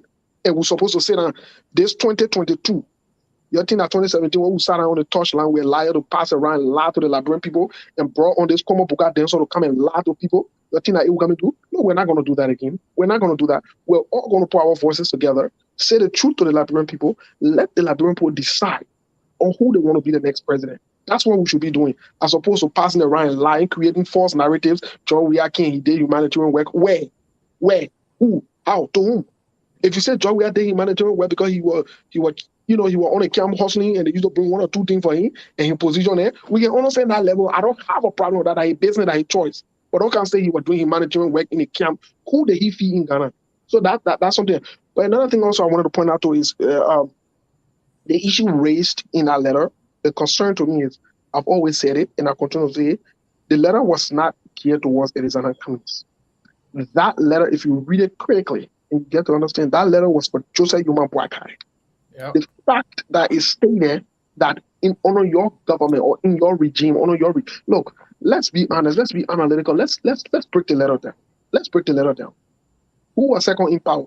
Because this was not Ellen I was talking. So it shows you that these are some of the arsenal these guys have under them to be able to come after Joseph Boakai or so forth. They just kind of pitch in one or two things there. But I will say this though, in all honesty, I'd recommend Mr. Alexander Cummings provides another response to them to clarify some facts here and to provide, some clarity to these things, because these guys don't want to focus. I understand people say, well, and the letter was petty and he was acting. That's true. Whoever wrote the letter, which is not George Weah anyway, for the record's sake, it's not George Weah. It is not George Weah. That letter it has Samuel 12 footprint on it. It has Eugene Nangbe footprint on it, because this is how these guys communicate. They don't stay with the issue. They throw these funny little jabs, and you got to buddy them who they pay on cover to come and say, hey, the man we are there with them. We're talking about substantive national issues. And you got a bunch of joker there on Facebook passing around, like, they respond from the letter. Well, guess what? It's on record. Remember the opulence tweet that Ellen sent out? Ellen. And they went and responded. And Ellen had the last laugh. Remember when Ellen told them that her friends can't see them, but the whole airport was dark. It was all the laughter. Okay, fine. This other letter is in, but I would really urge the ANC and Mr. Cummings to give them a response. To give them a response about some of the lies that they pull up, and that they can focus on the issues. And Mr. Cummings need to answer some of the questions that was there, because if he's running on a clean campaign, he needs to clarify also as to there was a legitimate point that was brought up as to why he didn't say bring up any of the issues during Ellington. He has the right to respond to that. He has the right, and I think he should respond to that, because that is an attack on his agenda. Or his goal or his mission. Because here CDC bigger plan. They want to bring everybody at an equilibrium. To tell the Labron say everybody that criminal, everybody that rogue, everybody that bad. That is exactly what they want to do. To create, no, that is not true. Everybody in Labron not bad, not because you're stealing, so that means everybody were stealing, not because you are incompetent. I mean everyone is incompetent. That is not true. We have good options this time around. We have options. And I think the Labron should look forward to it. So Mr. Cannon, in all honesty, I'd encourage them to go ahead and and get these people on them, Mr. Cannon. There shouldn't be no joke about this. There shouldn't be no joke about this. And lastly, the thing I wanted to say also is, Mr. Cannon, these guys are looking for distraction. These guys are looking for distraction. We're not going to be distracted. We are focused on President George Weah is in a quagmire. He can fire his born Nathaniel McGill. Two of them to put a point in the ball. If you prosecute or you investigate Nathaniel McGill, if he's found guilty, does President George Weah has the guts to prosecute him? That's something that we need to think about. Can President George Weah prosecute Nathaniel McGill if he's found guilty? Now, if Nathaniel McGill is not found guilty per the quote-unquote investigation based on the alleged criminal acts, does President George Weah have the guts to restore Nathaniel McGill to the same position? So George Weah is in a quagmire. They're looking for a way out of this thing, but this thing has not gone away, because Nathaniel McGill, from the information we're getting, Nathaniel McGill has threatened them. And truly speaking, I will urge Nathaniel McGill today, because Nathaniel McGill life matters, and his family lives matter, and the civil lives name he got McGill, it matters also. They can be talking about Congo people, but you get a whole Congo man named McGill, and country man me. So when I hear them with a hypocrisy, I can just laugh. But let's move to this. Let me tell you what the threat McGill has posed to them. The fact that McGill concurred that they should even have an investigation, it smells fishy. It smells funny. Is McGill ready to talk? And I will say to McGill, though, let me say this to McGill, Mr. Prem, because that's how McGill refers to him. Mr. Prem, McGill, let me say this to you, my brother. When you're in prison, you can go to jail 2 times. You can be in prison, cause trouble, they put you in jail. Brother, you're not going to be afraid of. I will say to you, spill a bean, tell the Labron exactly how much of all the criminal money they're getting, how much percentage of we are inside. For once in your life, do the right thing. Be a patriotic Liberian. Tell the truth. Tell the people exactly who are. Because George Weah, after presidency, you know what George Weah will be doing? George Weah will be chilling, enjoying with his wife.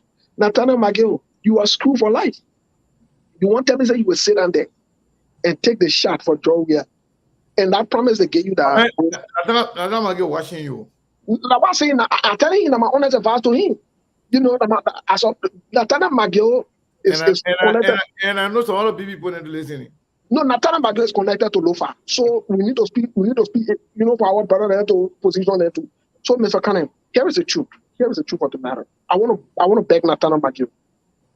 If you're going to go down, don't go down alone. Don't be stupid. Don't be like Eugene Fagona who looking at loose Kenya because he decided to go down alone. The time he's all say the truth, he said the truth. Today now nobody care for him. You see how McGill, don't let them lie to you that we'll fire you. That meeting that you had, we'll fire you and just go and resign and we take care of you. That lie, McGill. When they let you go off that position, you are done. You are irrelevant. They will not even take care of that scam. I'm telling you today, don't agree to it. Can't say the truth. Got to deal with the Americans. Let them know exactly, provide evidences because you have the facts. And let's keep this country moving. And you want to be patriotic? And you want to be patriotic and you say you love Liberia? Do the right thing for once in your life. And you say you're a good man. And you say your hands are clean. Then tell the truth. All your borders are get a cut. You know, even your men like doing TWA in America. Just let them know, say they want it. The other one with them too. You understand? But Mr. Cannon, thank you. We'll continue to follow and thanks to you guys. Yeah. So if need be, when we go off the radio, you can come back later on if you get a little more time. Steve, say 1 minute. Yes, what's your question? Yes, Steve, with the latest National Election Commission latest release of their updates on the electoral process for next year. I don't know what you make of that. Well, I think I just got an email about the CPP wrote the National Elections Commission, and the reason I don't want to speak about it is I want to go through the email or the communication that was sent to them because you see, I'm a little apprehensive, in all honesty, about the national elections move. I'm a little apprehensive about it. I'm apprehensive about the time frame they even give for campaign. The time frame for campaign is not realistic. You can't. This is a presidential election. This is not a joking thing. You can't tell somebody I said my only campaign for 1 month, and you have almost 15 to 16 counties. That's questionable, Mr. Cannon. You see? So we'll find time on the weekend to talk about exactly. That. So on the weekend, I got all the information. Exactly. With that, we are studying, we are reviewing it, and we'll go through it. Yeah, but yeah, thank you. I'll follow. All right, thank you. But McGill life matters, Mr. Cannon. We need to talk for our minister. Stop acting like you care about McGill so much, man. I care about the man. I care about the country. All right, no problem. Thank you. So let's go to the phone line and get some perspective from our people back in Liberia, and then don't go away though. We're gonna be here. You know, after the radio, we'll still be here. I want to stay here from all of you. So and please continue to share the show and click like and follow the platform, SKTV Live. All right. So if you're here in Liberia and you want to be part of the show, you can please give me a call to 7770 2031 25. That is 7770 202125. And tell us exactly what's on your mind. Maybe there's so important issues that are on your mind already that we talked about. But please just be safer, communication here, please. So I don't know, for some reason your voice is kind of like sounding funny. Maybe you need to upgrade something. Yeah, let me see. You get me now? Yeah, much better. All right. So let me get to the line and take this call. Hello? Yeah, it's very good thing, girl. That's the name of the White House.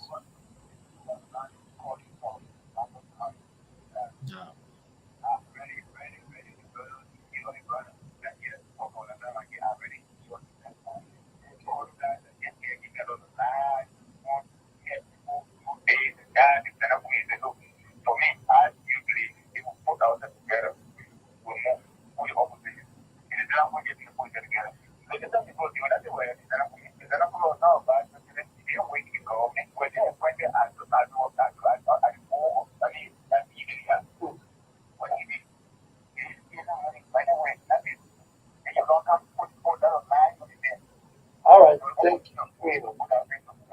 Oh, okay. All right, so let me take the other call. Hello? Yeah, how you doing? What's your name and from where you join us? Okay, go ahead, Emmanuel.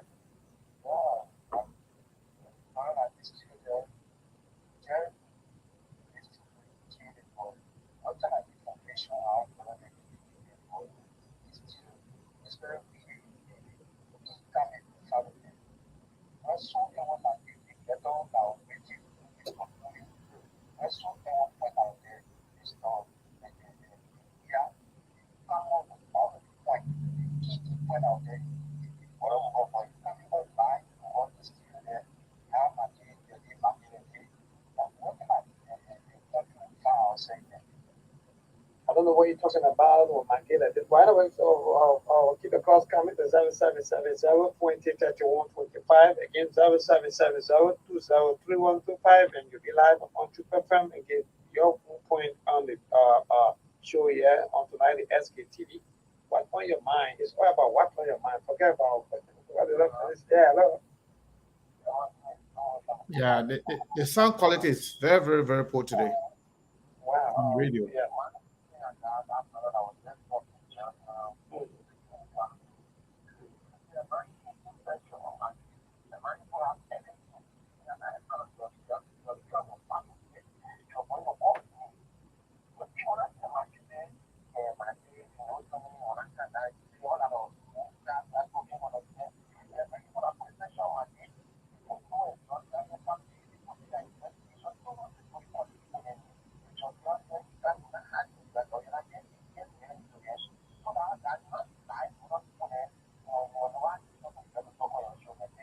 All right. Thank you so much for that. And to this call, hello.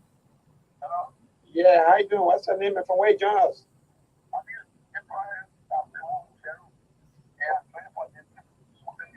Okay.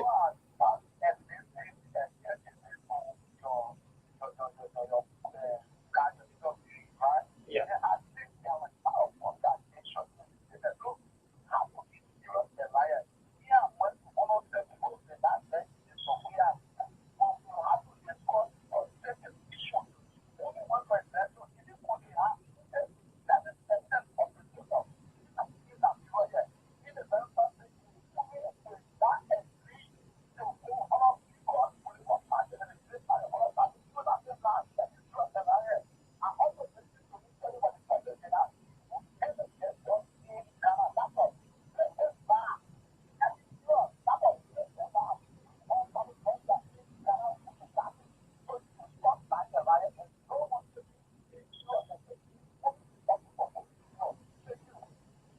Thank you so much. Let me get to the line and pick the other call. Hello.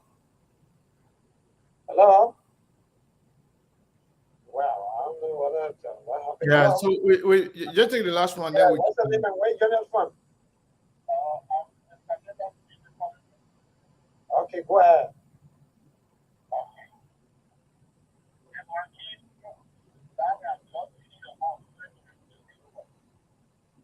Oh, yeah, go ahead, bro.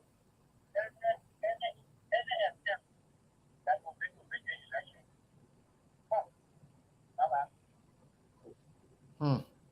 The only best thing you do is to just go and register so that I think you'll be able to vote during election day. Yeah, hello, how you doing? Yeah, I think we thank God. What's your name and from where you join us? Okay, my bad, go ahead. That'll be the last call from there. All right.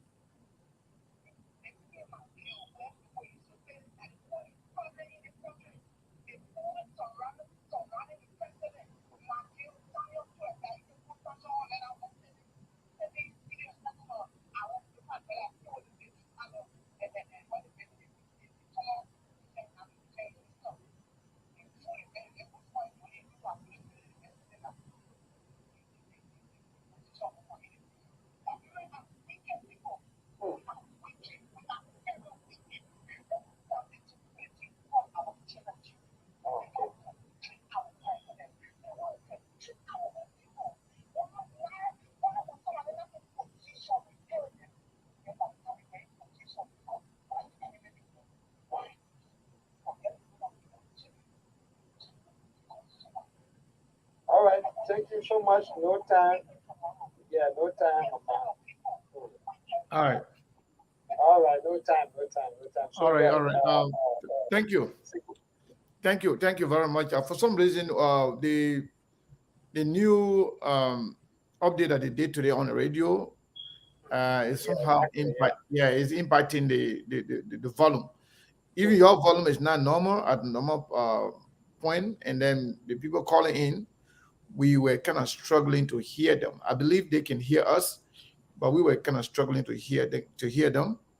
However, whatever the case is, at least we were able to communicate the message to our people. We want to appreciate you guys so much. So, folks, if you are still here, we are going to go off the radio, but we're still going to be on Facebook to continue this conversation. So, if you are calling on the radio and we did not get you clear, you can still call our numbers here. The two lines, you have a 480-401-2081, and you have 480. All right, let's say good night from our end. Thank you so much, and we hope you find on for Saturday by the grace of the Almighty God. Sure. Thank you very much, sir. So yes, you can call in and participate either of the number. Let me pin it here: 480-401-2081. That's the first one. Oh, what's going on here? All right. 480-2081. Okay. Or you can call in and 480-862-0783. So that way you can be a part of this conversation. So I'm going to go to the topic, what I was saying earlier. So yes, I was talking about the comments or the argument that they were making. Let me take this call right here. Caller, what is your name and where are you calling from? Yeah, hi, Shiku. This is Mr. Maolo. How you doing? I'm doing wonderful. Mr. Maolo, how are you? I'm good. Well, what is on your mind? Listen, my brother, look, the biggest problem we have as Liberians is the lies we tell ourselves. You know, we lie to ourselves, we know we lie, and then we believe it. You know, they say the worst lie you can tell is the one you tell to yourself. Yeah. This figment of imagination that George Weah went to a refugee camp, we're going to attack it. He's not going to get by with it. Because he didn't go to no refugee camp to do nothing for nobody. It's a lie. He went to go hang out with his friends there when he was there.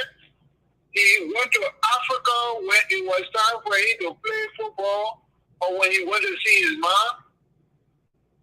And he didn't go there to see those people. Let them show any iota of proof that he went to meet the people at the camp. He was in Ghana up and down to see his mom, to play games. Let them show any picture where Joe Weah donated anything to the camp, where he called a bunch of the people in the camp. Nothing. There's nothing there to show. Leave that and come back to Liberia. This man was making millions. He wants people to believe now that the other people are elite, and he's a poor man. Yeah. Yes. But when the football pitch, he even built for the poor children in Gibraltar. He was making millions. When the kindergarten school, there are no poor children who can school and focus send them for free. Where is it? When somebody point to anything he did with the millions of dollars he was making, and that's true, he made millions. Where's the clinic he built in Gibraltar for the poor people who couldn't afford? Poor people must afford. So is a liar, is a scammer, is a storyteller. So Mr. Maolo, since you're the first caller, let me ask you this question, right? Let's agree now that Weah did everything that they said that he did. And Liberian people gave him the presidency. So what is he doing? Let's say, Liberian president, you know what? You did everything for us. Okay, yes, thank you. Now we give you the presidency. Come and run our country. So what he's doing with the presidency that will impact it because he had limited power. Maybe he may have had the finance, but now he has everything at his disposal, including state power, with all the money and everything. What is he doing now for the Liberian people? I want to say he's stealing their money and dancing Buga in front of them. That's what they call looting. During the war, I wasn't there, but I watched it, and those who were there tell me, if you go and loot your house, just take your thing and start waving in front of you. So that's what they do in Liberia. They steal the money and use it right in front of the people and dance Buga in front of them, and then they clap. That's how you the state of mind. Listen, this man got his mind to tell people that he abandoned his career. What career that he Dubai? What career? I don't know. Listen, the lies that he character is just amazing. And they got in mind to know that they're lying and forcing the people to believe it. Those who want to believe it will believe it. But those who want to know the truth will know the truth. Let them show one iota of proof. One iota of proof.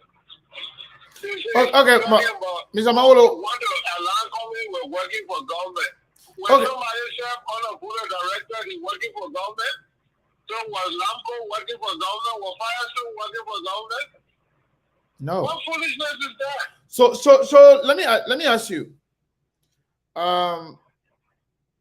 The Liberian people are listening, and some people from the opposition were the one carrying this mess around, or with the response, even though they know it's filled with a lot of lies and deceptions. But they were there, and they are the one. The people in the opposition were the one there, trying to make it look like as this was a slam dunk, for George Weah against Cummings. What? I mean, how do you process that opposition? They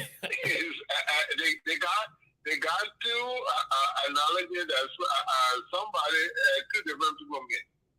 They say the friend, the enemy of my enemy is my friend, right? Mm-hmm. That one of the analogy they operate on. And the other one say that dog kills a car. The dog kills in a car.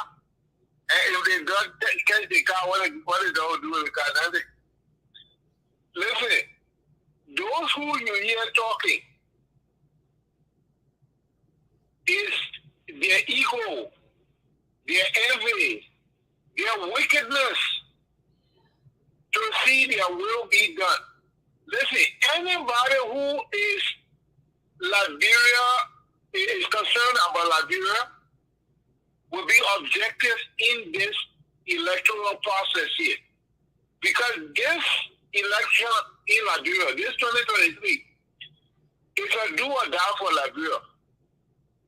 We will either survive it or we will be done forever. Yeah. Because at the rate these guys scaring us, if you can be patriotic enough to stand up on the truth regardless of who's involved, then you don't care about our country. Then you're looking for your kids. You don't care. Zamawolo, thank you. It's not about Ellis Tommy or John Weah or anybody else. This is about Liberia. We need to care for our country. And we are sat down there and our country is dying. And if the least we can do is to push it down the hill, then good for us. But thank you. Of us, we keep on talking and keep on fighting until we see the end. Thank you, Mr. Mawolo. Thank you very much. So let's take the next caller here. Caller 612 number 3309. It looks like my friend Prince. I'm not too sure. Prince indeed. How you doing? Prince, how you doing, my brother? Yeah, thank you so much. Well, that was good evening to everybody in Liberia and wherever you are and the diaspora. This is Prince. I'm calling from Tennessee, the volunteer state. Sekou, a lot has been on my mind, and but let's deal with the training issue. Yeah. As regards to this letter, you know, Sekou, we've been saying the same thing, that we are, the whole thing surrounding we are is lies, myths, and legends, false legends. And the reason we been on the hard to make the case, because at the time, it was people that were saying those things. So we could say that, you know what, the person is lying. Well, anybody can tell a lie, but you, Sekou. And there's no way you can be, you can be here responsible for that lie the person is saying against you. It can be a matter of their opinion or their exaggeration. But now for we are itself to document and craft that lie and make it a policy. Not only just, it's a policy letter he wrote. Yeah. It now gets to authenticate and validate some of the things we've been saying, that this guy is as fake as a Dungafle brief. I was in Danani. We had never went that distributing food. No. I went to the Ivory Coast. We had never went there. I went to Vidal. We had never, in fact, we were running there. We had to beg him. We are living in a hotel, King's Hotel, in Achimuta. King's Hotel. We went there, we sat down on the stairs. We had to take the back door and go party. What was it waiting for them to pick? We had them for $10 or little money. Look, we are a celebrity. Everywhere he goes, there was camera. I challenge anybody now, including we are inside and those are including Akara Moses Gray. Let us show any documented evidence of we are distributing relief items, simple relief items like capable or blanket or any refugee camp. If I'm not going to display camp, not going to the very Liberia or in the display camp, anybody show we are distributing relief items in a display camp in Liberia, I will get a person $1,000 US, and then I will get another $1,000 US as a contribution to any NGO of their choice. This is the kind of lies that our society has been. Look, when President Obama said that the three diseases that Liberia for is poverty, ignorance, and disease, the disease of is not medical or scientific or biological disease. It's a disease of the indulgence of lies and hypocrisy. Yeah. We are now have made this the debate of the 2023 election. He came to the presidency and senate to the presidency based on celebrity and the goodwill of the Liberian people, because they knew that at the time he was entertaining them, he was an entertainer, and he lived up their hopes. So the Liberian people gave him the presidency in order to even elevate their hopes. You heard Maluma Malu and Akara saying, as what we are didn't renovate our house on 9th Street. What it was? They said because of what was going on, and we are on that show, they burned the house before, and this and that. But what we are did, when we have become president, in less than 6 months, he built a castle over there. Look, Sekou, the letter Cummings wrote is the letter that will define what Liberia want to go. It's a letter, and it's a complete comparison and contrast to what Liberia will decide in 2023 where they want to go. We are responding to a letter and talking about past glory, building up myths, lies, and legends about what he did and what he didn't do. We are reserved. We are left in his profession. The luxury of what? The luxury of what? They're hanging on his script club in all of Europe while Liberian people are dying during the war. Hanging on his script club. We're going to Liberia when lose that playing. Prince, let me ask you. The fact that the president or whoever wrote that document for him failed or refused to give detailed information as to substantive issue in regards to the sanction officials. He said he called for due process. He talked about they're going to follow the Liberian law. Do we have an idea as to who is investigating those guys and where and when this investigation is going to end and what will happen? Are they going to be prosecuted? Without giving any detail and then leaving all of that substantive issue and focus on personal attack and fabricating lies and deceptions and stuff like that. What does that say about the whole presidency? Because this kind of thing is scaring me because it's like, is it because they have nothing tangible to put forward, to put out there to respond to, or they just decided to take advantage of this letter and just attack Cummings? What is the problem? Look, Sekou, I think if it was, I don't know if it was you or Steve, you said something very critical. You gave a critical analysis to the letter that most people are overlooking. And that sadly, our so-called opposition partners, the UP, disgracefully, they are missing the point. We was not attacking Cummings, okay? Because we have got nothing to say to Cummings. He got nothing. When Cummings, the issue of Cummings addressed, it is the current national and state of affairs of our country. Not only the national and the state of affairs of our country, the future implication in the disgrace that our country is going through now. What Cummings highlighted when we have respond was what? Was to show that sarcasm and to validate what Joseph Boakai said. That you can't give a boy a man's job.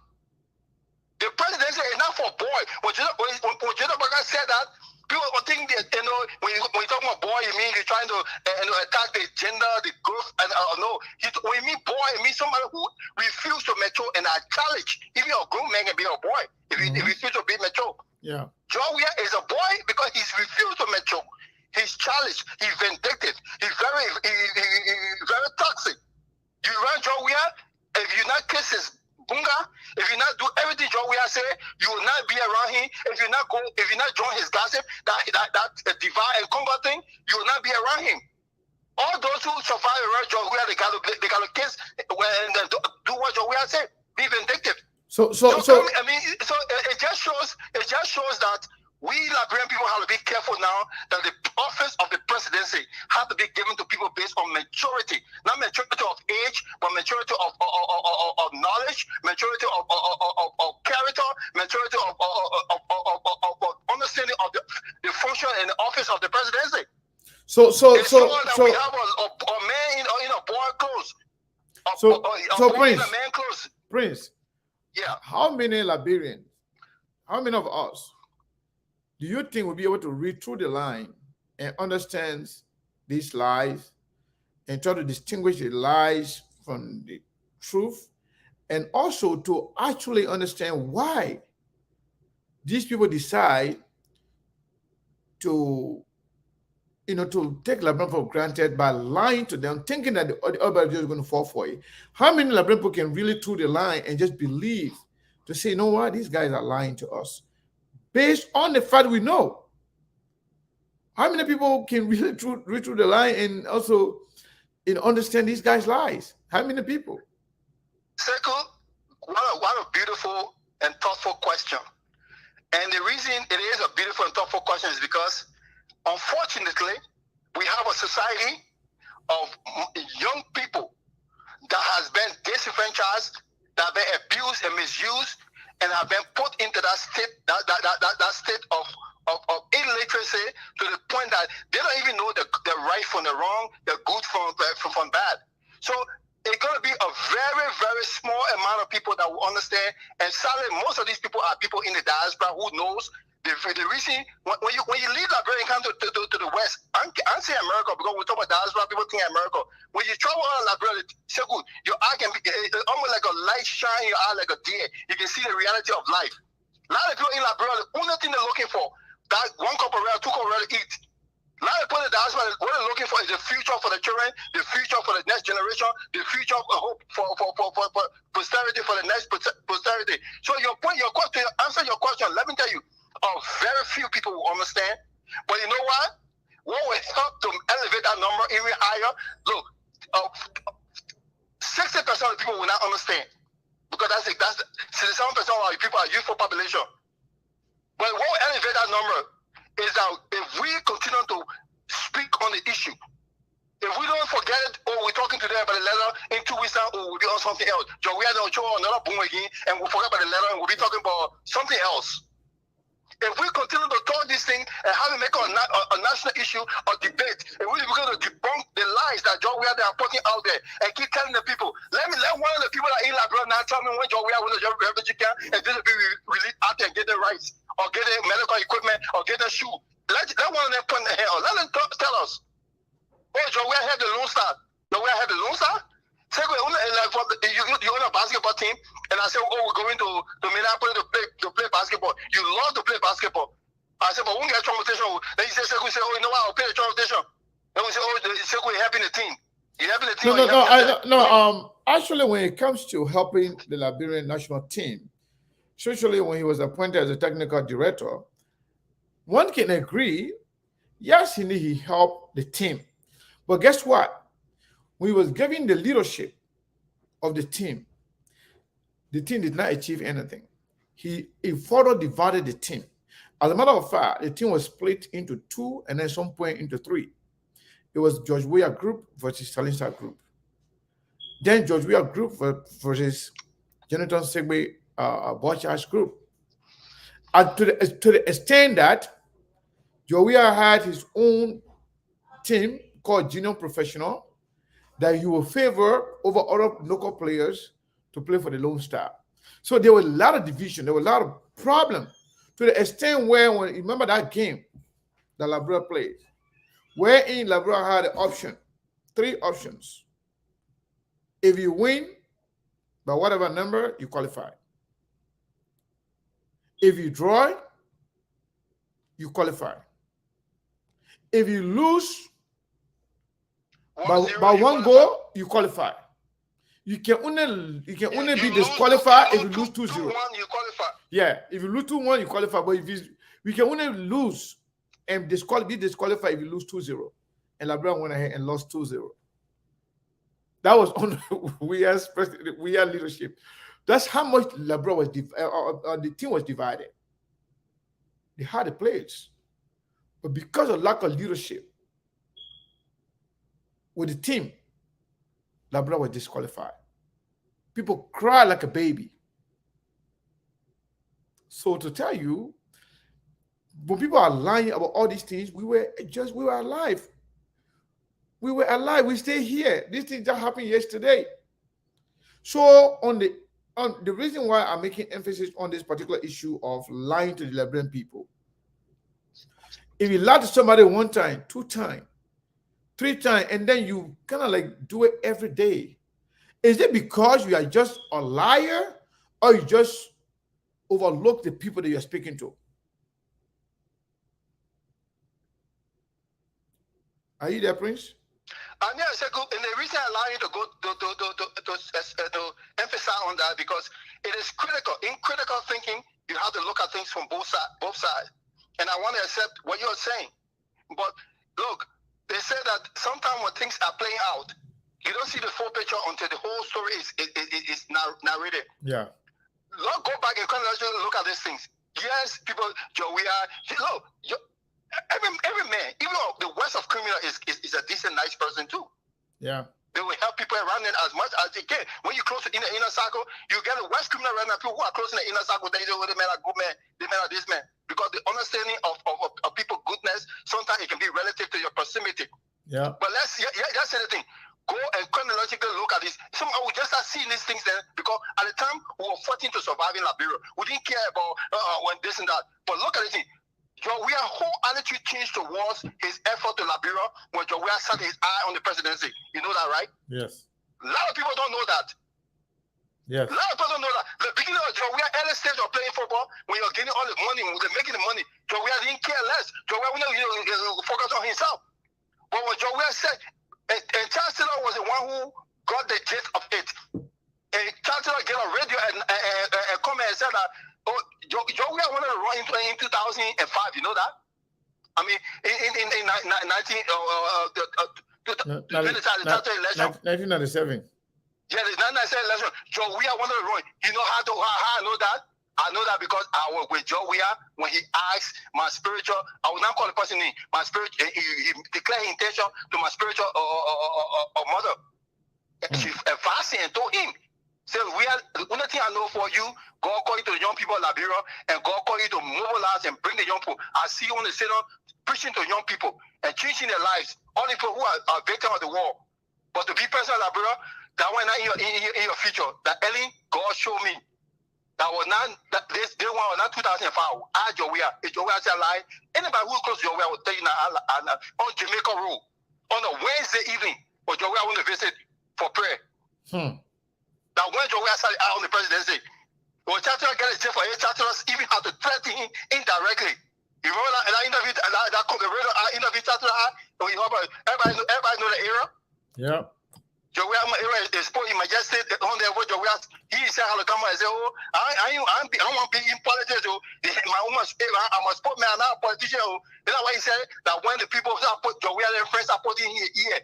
Oh, Joe Weah, the way you partner, you go to Liberia, the whole street can be full. You can be president. You can be president. That when Joe Weah, whole attitude changed toward Liberia. He started doing some of the things he started doing because he was prepared. He's a very, we said Joe Weah is stupid. No, Joe Weah is a corny and crafted crook. He knows what to do. He knows how to manipulate things. He knows how to take the luck and the fortune he got to manipulate it for his own good.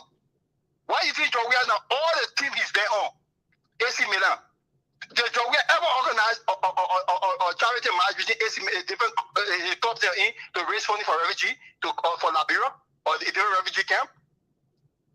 No, somebody answer me. Maybe I'm wrong. Did Joe Weah ever take his team to any refugee camp to help distribute soap, bath soap, chicken soup or something? No. When Joe Weah started asking the presidency that then he started doing the thing, he took all the loans. So let me take you to, let's leave Joe Weah for a second, and let's look at Cummings. You think these attacks and fabrications and everything against Cummings makes him our strongest, competitor? Or do you think, at this point, after Boakai losing of Lofa County, and after the decline in the Unity Party, after their convention, do you think now the CDC now focusing on Mr. Cummings simply because they think he's the major contender for them? No. The CDC have always known that when it comes to Joe Weah's most difficult task or path to winning in Liberia will be against Alexander Cummings. And you know why? Because the current electoral data that is in this, what you call the source code. Somebody who know computer and all those things, that you can write programming, all those things. The election have a program that have been written specifically for the election of the Liberia National Election Commission. That source code have been written in the computer. How to call when you punch in all the data, all the information you get, all the sensor, all those who register have to manipulate that data in order for you to get advantage to certain people. That data is consistent with 0.7. It's already there. Flood in there. Flood in have that data. If we are running against Joseph Boakai, all you need to do, just tweak the number here, and it will be consistent with what will happen. What would the defeat that Joseph Boakai was given in 2017 will be the same defeat he will be served in 2023. The only difference is that the margin will be very marginal. So they will say that, Joseph Boakai improved upon his number. Yeah, Joe Weah already won because when Joe Weah beat Joseph Boakai, he beat Joseph Boakai 67%. But this time he beat Joseph Boakai 55%. So Joseph Boakai no more improved, but it was not enough to help him. Now, but when you come into running against commies, they will have to rewrite the whole code, in order to manipulate the election. They will have to rewrite everything because they are running against a man who the data in there will not fit the narrative of the crooked or manipulative electoral process they want to carry out. And not only that is just from the more technical and the source data aspect. But now, from the messaging is that we currently now, the 2023 election will be yet again about change. It will not be about continuing the same thing. But if it were again Joseph Boakai, you cannot run a change election again. We are in Joseph Boakai. What a change! It's just the same thing. So that means you're alluding to what I said. So now you think now they see Kumish as the biggest threat to them, and that's why they are directing all the attack on him. You are saying the same thing, but the only difference is that you are saying now. It's not now. They have long saw coming as a threat. Okay. That's why they inserted what his name Ben Ayure. They prepare Henry Costa.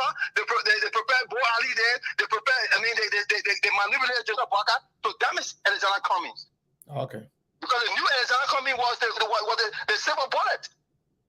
So they tried to damage him. It didn't work. They tried to make him look at Alexander Cummings. Oh, he don't have the number. Oh, nobody know him. Here's the thing. Liberian people, when it comes to election, Liberian people are very sensational. When the issue is, what the ANC was successful to do, they have changed the narrative of the whole discussion now. That letter and George Weah response is what the premise of the whole 2030 election will be based on. Yeah. The idea is the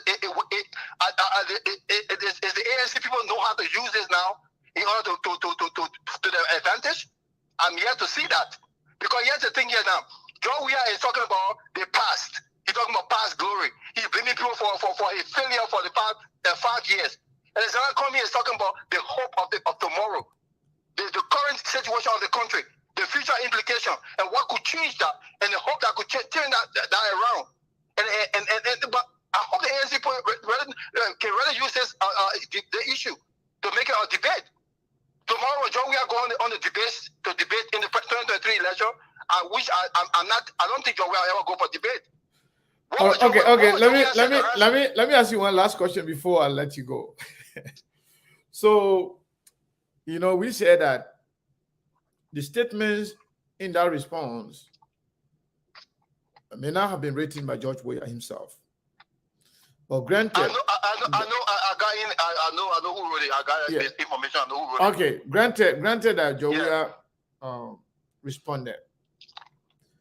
So do you think Weah will be able to stand on the debate stage and articulate all those jargon and nonsense that they put over there? You think George Weah can even stand on the debate stage to defend or even articulate all those imaginary achievements and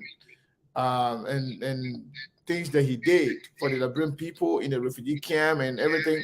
You think George Weah can ably articulate these things on the campaign, on the debate stage?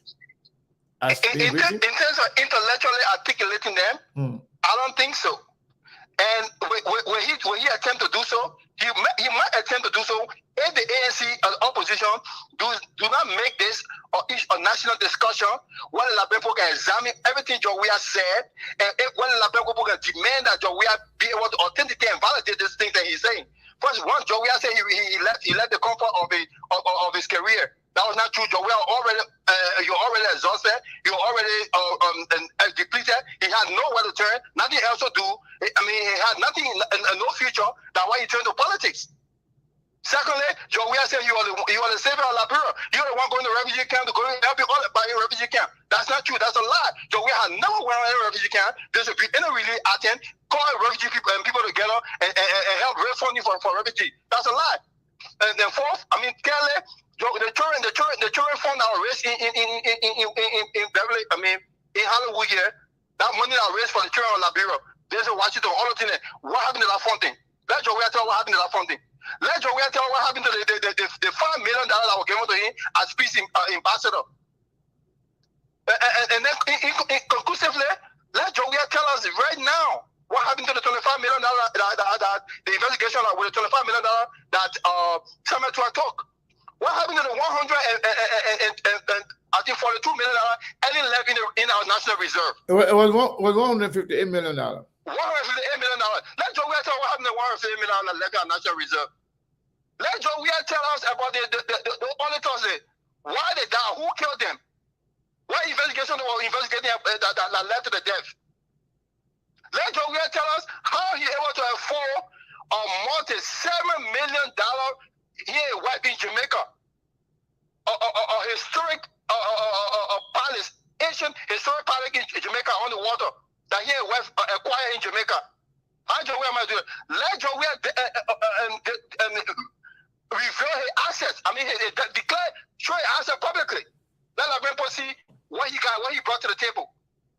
And lastly, in conclusion, how come under the peace ambassador that we all say that boy he love peace, he no war, or Jaga Koluba he bombed that and say that he supported Lur. Model. And also and I know Model, and I know some of my current brother who will tell you who I know very well. They know we know each other. I can't call the name. The money that Joe are getting to help to purchase arm didn't do until I thought he was calling do his father. The money Joe are getting to purchase arm to fight against a chancellor. Let Joe tell us how come a peace, a man who considers a peace ambassador, who live on the Liberian people's expense, who if it wasn't for Liberia today would not gone professional. You know that Liberian people money sent Joe to yes, he has the talent. Let me not everybody has the talent. It's almost like Samuel Tua who went to Kingdom America here on scholarship, on Liberian scholarship. And although he's a smart guy, but he like government scholarship he came on. Or a lot of other people. The same thing, it was Liberian people money that brought Joe to Cameroon. When we are not how many Joe getting. The money that Joe guy will not do family money to go to Cameroon. Look, not disregard all of that. Let's speak to the contemporary issue. How come this peace ambassador here, who we call peace ambassador today, the country is living in fear and torment. People living at your poverty. People can't even talk to speak. On our sacred holiday, the July 26th, when we will go out and celebrate our Independence Day. Peace-loving people go out there to exercise their constitutional right. They were beaten and brutalized by forces that we have control. Thank you, sir. Thank you very much. How can Joe put a young man to be the Senate mayor for the honest capital, Republican capital in Africa? And he said publicly that he will visit the street, blood in blood and flesh in blood upon people who oppose we are, or who speak against a boss man we are. How can Joe Weah didn't call attention or suspend him? Why is Joe Weah suspending people who the United States government had done due diligence, had investigated, had evidence, and indicted these people and sanctioned these people? And Joe Weah say investigating. All right, thank you. A secret Masonic society investigation. When they go to the Masonic temple and they close the door, nobody knows what talking in there. We can't see no public revelation. All right, thank you. Don't answer to the public. We gotta leave it. We gotta leave it, my brother. I think I've given you enough time today. No, and not only enough time, but you asked very critical questions that will stir the imagination and imagination of our young people in Liberia, particularly because all the talk we're talking, and I wish it could be said on the radio. Our young people can listen to it. A lot of people will follow after. All us in the diaspora is mean nothing to us because at the end of the day we eat our unlimited chicken like Christmas used to say, eat our unlimited chicken and we lay down. So when we're talking, then people be saying, oh, y'all leave the boy alone, man, you're just jealous of the ball. But we're talking about those in Liberia. Let it hear now. The future is at stake. Thank you very much, Segu. Thank you very much. Yes, my brother James, good day, Flomo. Good evening. How you doing? Yeah, I want to say thank you to each and every one of you for following SKTV again. Once again, let me inform you that we are doing the show today on a new platform, like a backup platform. It's called SKTV Live. SKTV Live. Our regular platform is SKTV, just SKTV. But this one is SKTV Live with my profile picture on it. Please, if you haven't followed, click follow. If you haven't liked it, click like, share it, so that other people can follow you. We are trying to make a transition from SKTV to SKTV Live. Because the reason is because we've been on the SKTV for a very long time. And a lot of people that follow us, they are complaining for almost a year now that they are not getting the notification. When we come on, they are not getting it. So those who are my friends, I send pretty much invite to everybody. All the 5,000 friends I got on two Facebook account, I send an invite to everybody. Just please accept the invite, like it, and click follow, so that every time we come on, then you can be a part of this conversation. Let's take this caller right here. Caller 973 number 7703. What is your name and where are you calling from? 973. Are you there? How are you? I'm doing wonderful. How are you doing? I'm okay. What's on my mind? Yes. Everything that Prince said, that's what's on my mind. Okay, everything Prince said, is that what on your mind? All right. Everything Prince said and more. But what I wanted to add to that is that the childish behavior of the so-called commander-in-chief, right? Howard said that you are pointing out things that you did for fun as part of your achievement. And then secondly, I like the challenge that anybody who finds anything on him, any pictures, any videos, to get them money. But what I'm also saying here is that this man is putting out, these people make it seem as though, for example, right now we are here and so much is going on in Liberia. Tomorrow, if God blesses you and you want to go and do something for Liberia, they're going to ask you, where were you when corruption was going on? Where were you when Georgia was killing our people? Is that what they're going to ask people? And there's a time in everybody's life that they do certain things. So, for example, if I'm raising my children right now and I'm in America or in Europe, wherever I am, I'm not going to stop that to go stay in Liberia when I have my family to raise. So there's a period in people's time that they're doing different things. For him to say, because we see, they didn't even know Alex Cummings. So people are doing different things in their lifetime. We were here praying for Liberia. Some of us are sending things, to packages, doing things to help the people in different parts of the world. But we're not putting that on our resume. We're not doing that. So I think that's so childish of the president to start addressing the current issue, and he indicts himself when he says, where were you when the power bankrupt? Wasn't he a senator? Was he in part of the government? So if he's going to go there... That's why, let me tell you this. That's why I told you guys that letter, that document is pre-prepared, is waiting for Joseph Njuma Boakai. They just take a part of it and they edit it or insert comments in it. When Noka, I think situation happened, George Weah was a senator. And Cummings was not the vice president, was not the president. So to tell you, that's why I wrote on my page, the person who edited their document did not do a good job. Because why? They did not do it holistically. What did they? They partially edited some part of it to put comments in there, but stay. The footprint of the document, or the document, the origin of the document, stay communicate directly to Joseph Njuma Boakai. So they thought Joseph Njuma Boakai was going to be their main competitor. So they got all these things prepared for him. Now that Cummings is making headway, now they're turning the bazooka now to Cummings. But they did not do a good job to holistically edit the document, but they just took some part of it. How will you take hold Cummings responsible for what happened in Noka?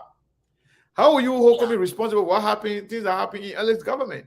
So they really, really wanted to put this up for Boakai, but now that Boakai lost Lofa, and the Boakai party is in disarray. They're fighting among themselves, and people still believe that Boakai may not even run all of this. So they are now turning their bazooka now to Cummings. That's why you can see all those things in there. ever since we've been asking him to speak out on issues, so he only speaks out when Cummings talks or send him a letter of advice. He's childish, and all of them to grow up. When Akara Gray comes on TV, talk all this nonsense, instead of them finding out how to fix it, they continue to take the blame and somebody else. But every time they fix it themselves. So I just wanted to point that out. And so the guy, he needs to start going. He can go somewhere. He can go in there and cry if he wants. No opposition trusts him. He is a what they call it, go that door, looking for extension, and even if you go there, as you said, you'll always be a physician. So it goes and he comes to opposition and tell us stuff. He will be selling information. He will be a trader. He will be going back and forth. No one should trust him. Thank you. So yes, folks, like I was saying, unless you are not smart, or you are not paying, or you are smart but you're not paying attention, that letter, that response sent by President Weah, it is something that was initially written as a campaign talking points against JNB, who was their perceived contender or competitor in the coming 2023 election. Well, now that they are saying Bouakai is not actually a competitor now because of the fact that he lost in Lofa, and they saw what's going on in what happened actually in their at their convention. And after when Cummings and the Liberty Party people launched that CPP, because they thought the CPP was dead.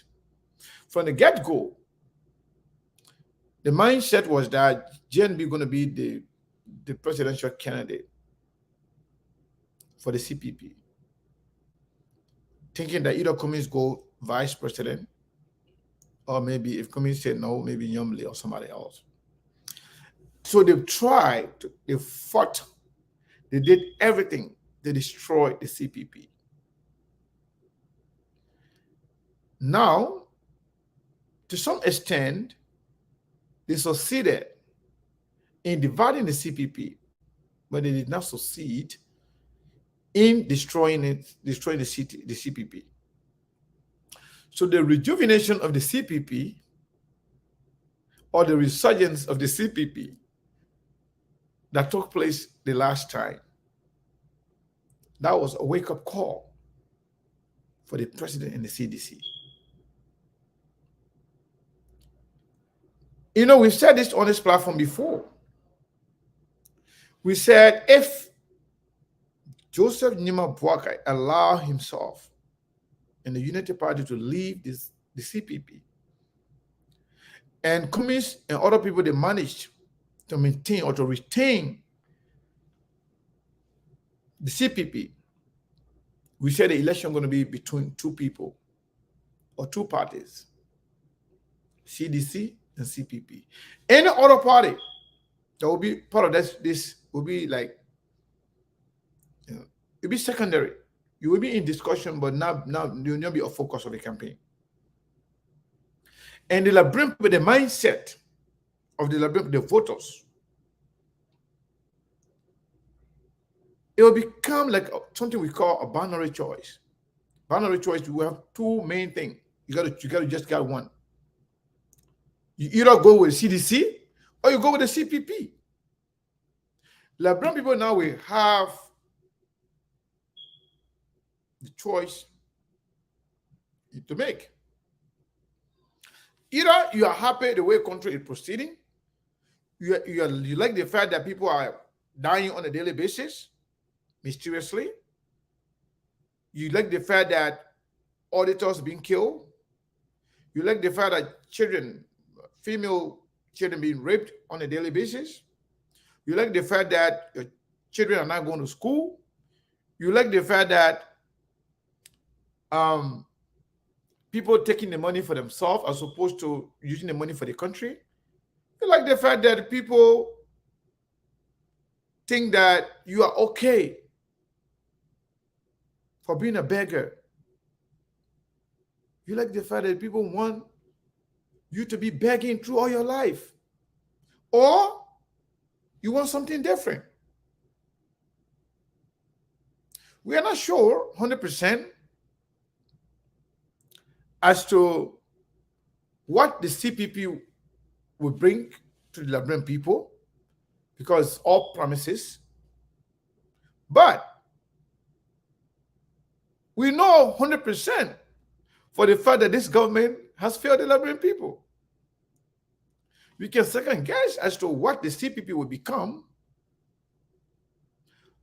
CPP government will do. You can have some, scratch your head and say, well, they are saying X, Y, and Z. Are they going to do that? Okay, you can say, well, the man who is the leader now, I think he did well with in the private sector. He did X, Y, and Z. But how is that going to be transformed into governance of a country? You can have that second thought, second guessing yourself and the rest of it. But you cannot second guess yourself as to the performance of the Weah government. We already know what they get. We know very well.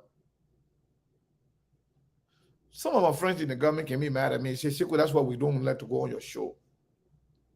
Because you always criticize us. It's up to you. This is what you sign up for. You sign up for the fact that you promised the Liberian people that you're going to provide safe drinking water. As a matter of fact, you got elected because you said Ellen was corrupt.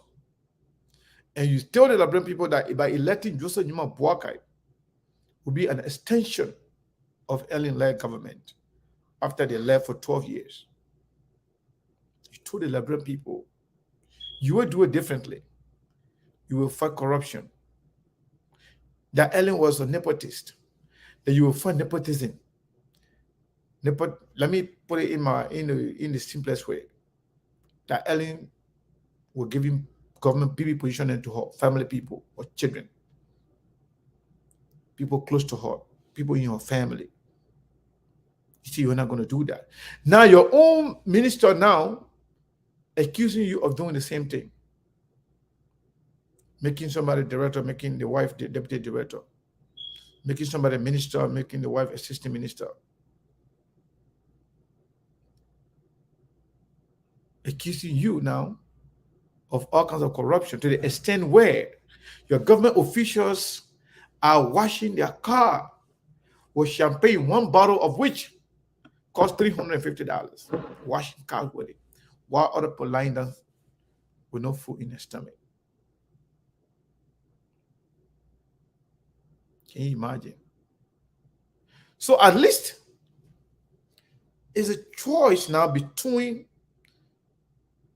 the opposition and the government. And in this case, for the fact that the Unity Party people are not only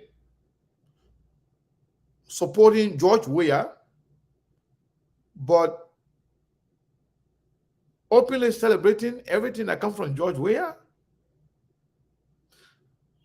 I think that makes the choice very easy for the Liberian people. You either vote for change or you vote for the status quo, which means whatever you have now, if you like it, keep it. If you want something different, go for change. So in the end, we that live in the diaspora, we will continue to talk. But at least you're not going to say, what did you do? We gave you a clear picture as to what is happening in the country. And you living in it, you know exactly what you're going through. In the end, Look at you. Look at yourself. Look at your children. And look at the children of people who you are worshiping today. All those guys that are in government, what are they doing with the Liberian people money? Sending their children to school here in America, in other part of the world, while your children not even in school.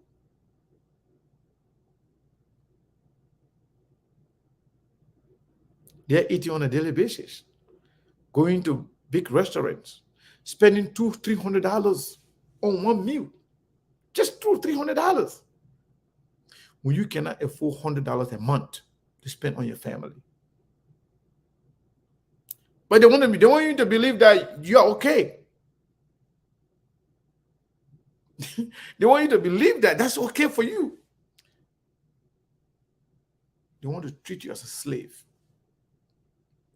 When they step out, you clap for them. When they speak, you have to smile by force just to get $10 or $20. If you think that's good for you, then that's fine. So, every other political parties, you may have 1 or 2 votes. Some may even be a spoiler.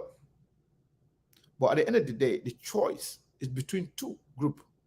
Either you're the opposition or you're the government. But you can't get it both ways.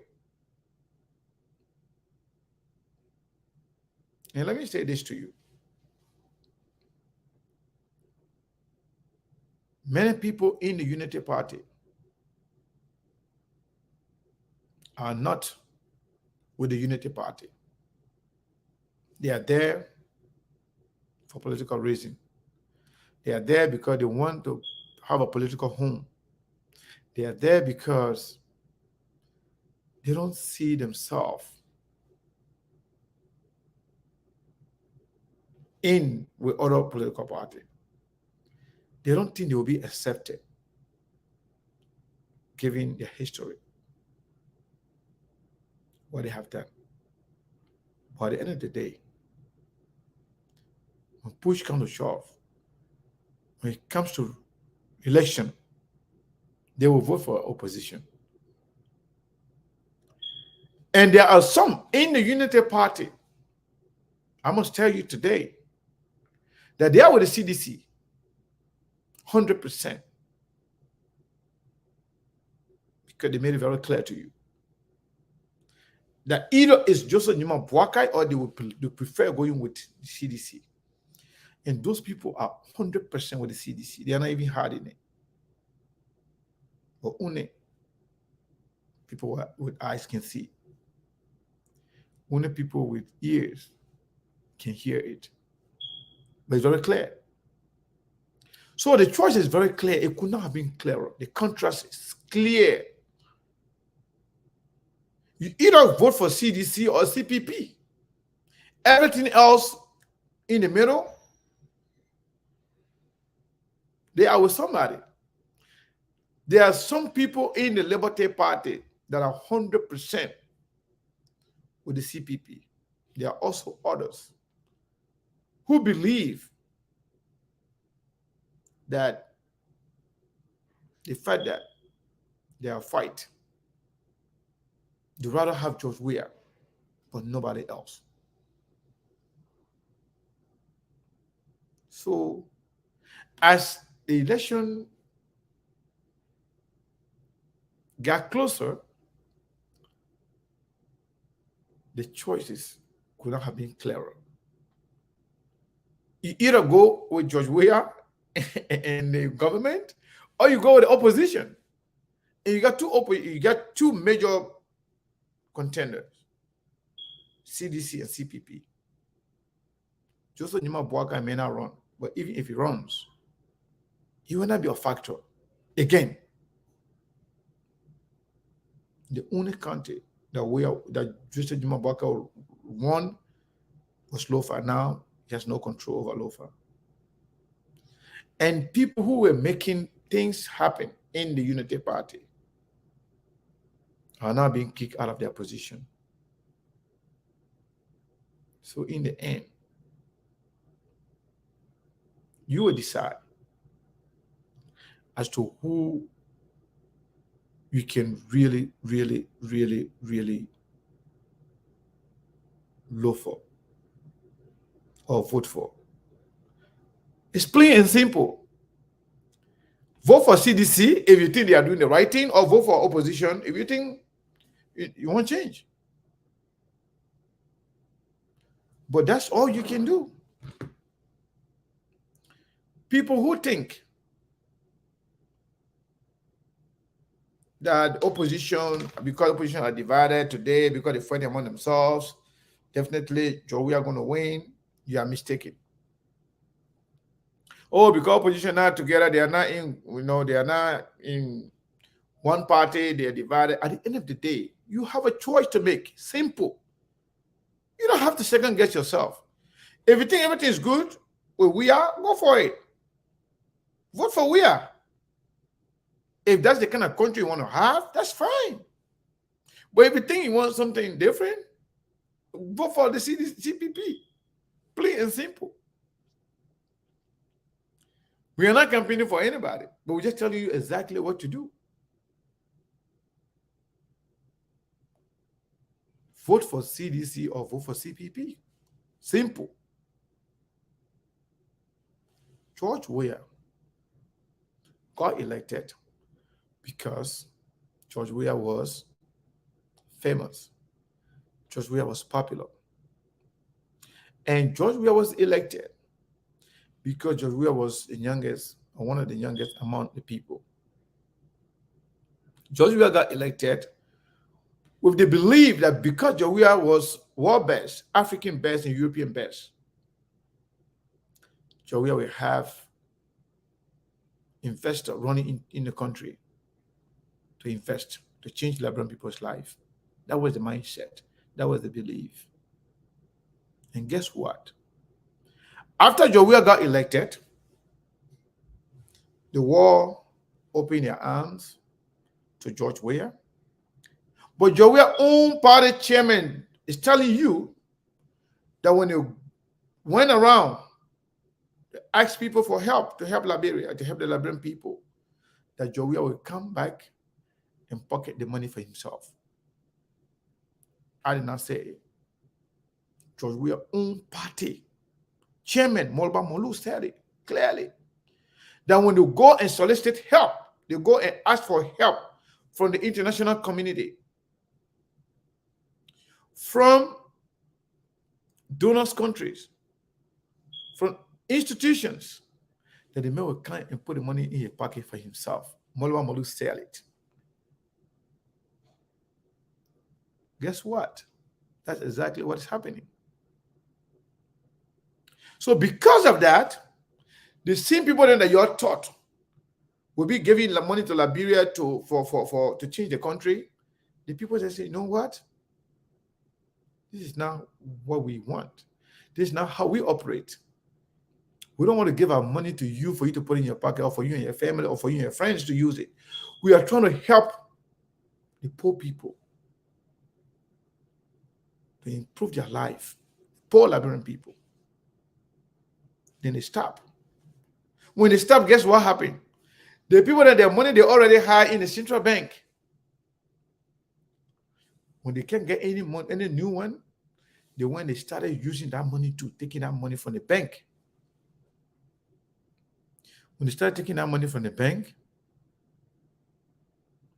the people say, 9 countries get together. 9 countries. I'm not saying it. I even doubted that if it was true. They wrote letter, say, President Weah and your government, you know, we know you've been taking our money. The money we brought in the country to help the ordinary people. We brought the money in. But now you've been taking the money, using it for some reason that we don't know.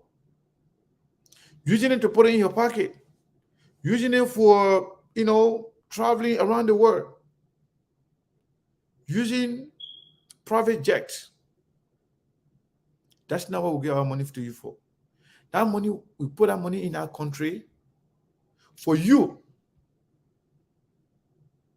to action when needed to help the Liberian people, but not for you to use it for yourself. So please put our money back. Talking about great countries, United States, France, Great Britain, Australia, Germany, and the rest of it put together and say these people, they are not serious. Guess what? They invite, because they want the people trust now, they say, you know what, IMF, you come here. You come work with us. You can work with us and control some of the things we do in our banking system, in the revenue that is coming in the country. When IMF people went there to start working with the central bank, guess what? They found out that Jefferson Koji was receiving $50,000 a month. They say you're going to be cleaning the city. $50,000 a month taken for giving to Jefferson Koji. People said, no, this is not true. What else they saw? They saw that Akala Gray getting $15,000 from central bank and another $10,000 from the maritime on a monthly basis beside his salary. They also found out that Thomas Fala was getting similar amount, $10,000 from central bank, another $15,000 from from maritime. The people said these people are not serious. In fact, people, they are corrupt. And guess what is the date? They pay attention now to everything going on in the country. How money being taken out of the place, how money being distributed among themselves. The people say, you know what? Let's pay attention to these people, what they are doing. They came with few names and charged them for corruption, to the extent where they even went and clearly state that the director of the port, that he stole $1.5 million from the Liberian people. And we are knows about it. They said they made a rogue. They made a criminal. Mind you, we do not have a lot of resources in our country. Key places that we make money is the port, the maritime, the National Port Authority, and some of the big companies like Firestone, ArcelorMittal, and other people, other areas. But the money that is coming there, they are taking the money for themselves. So now they were able to find out that these people, they are taking the country money for themselves. That's why they post sanction on them. When the World Food Program donated money, about 50 million, they went ahead and spent about 15 million and show proof to that. The other 35 million, no proof. When people were giving the authority to audit and come out with really funding to see exactly what really happened, those people that were doing that auditing, they got killed. If you think that's the kind of country you want to have, then that's fine. People get killed. You remember? When people talk about the $16 billion, which was equal to 104 million United States dollars, and it got missing, the person who was controlling that and wanted to talk, he too got killed. Matthew Innes. All the nonsense, all the response, people are not forgetting. All these things just happened yesterday. Matthew Innes, at the central bank, he got killed. When Ellingson wanted to talk, they fired him, they suspended him, they arrested him, threw him in jail, and told him to shut up. And later on free. Where are all the people that were arrested for the missing $16 billion? Where are they today? They're free. They just told them to shut up. When Matthew Innes was killed, Ada Florence, the late Ada Florence, the former representative, District 15, said that we can't let this thing go like that. We got to invite the Justice Minister. We got to invite the police director to tell us exactly what happened. Tell us exactly what happened to Matthew Innes. Guess what? The man said on Tuesday, this coming Tuesday, when we return to section, we'll let to see them. Guess what? He did not leave to see that Monday, let alone the Tuesday. So people are not stupid. But the choice is very clear. Choose CDC. Everything we just talk about, if those are things that you are okay with, that's fine. Then vote for CDC. But then another 6 years will even be worse. Right now, they are afraid. They are doing some good things now. They are hardening themselves not to do certain things that they were not doing before because they are afraid of being kicked out of power. But if you give them another option, another chance, trust me, some of you will run away from that country. Some of you will leave and go live in a neighboring country. This is just the truth. One of them, the man who was the mouthpiece, Deputy Minister for Press and Public Affairs, Eugene Fagon, is saying it. Even though he's saying it today because he's not in the government, but we know these two things he's saying are true when it comes to the government. He was in it. He knows exactly what happened. But now the reason why he's not credible, because he's talking now, because he's no longer part of the government. But all in all, it is shameful. It is shameful and embarrassing for people from the opposition to be celebrating lies, deception. It's so shameful. But again, it's up to you. When we make a decision as to who we're going to support in the upcoming election,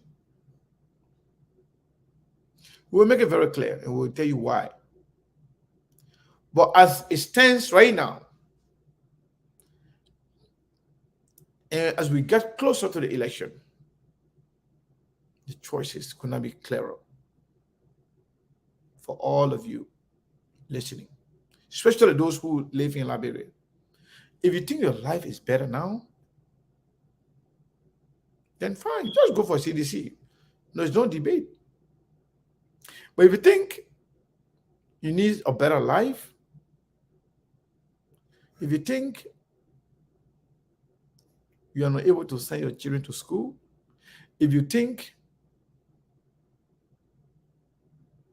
your girl's children cannot go out freely without being risk of being raped or being raped, if you think your husband can go out and speak freely without being attacked, it's up to you. You have a choice. We'll leave it here for today. And don't forget, don't just be here. Click like, follow, and share. Share, follow, or like. Either way, but please do all three. Share the platform, click like on it, and follow it, so that every time we go live, we'll receive a notification that SKTV Live is on. We are not abandoning our original platform, but we are making transition. We're going to be doing show on both, sometimes simultaneously, sometimes separately. However, whatever the case is, this is SKTV Live. Go ahead and click like on it. Follow it. Sometimes we even click follow. You can have the other option that will say see first. See first means anytime anything come on, you will be the first to see it. We love you. And I want to say thank you to all of you for sticking around for almost 3 hours. We decided to go for 3 hours simply because it's a new platform. I want some of you to get the information. Please go ahead and share the show. We love you. And we'll be here on Saturday and Sunday and Monday.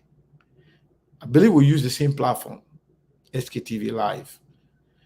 It has my picture on my original, my personal account profile picture. It has that with a coat and a red and white netter. Please share it. We love you. We'll see you here on Saturday.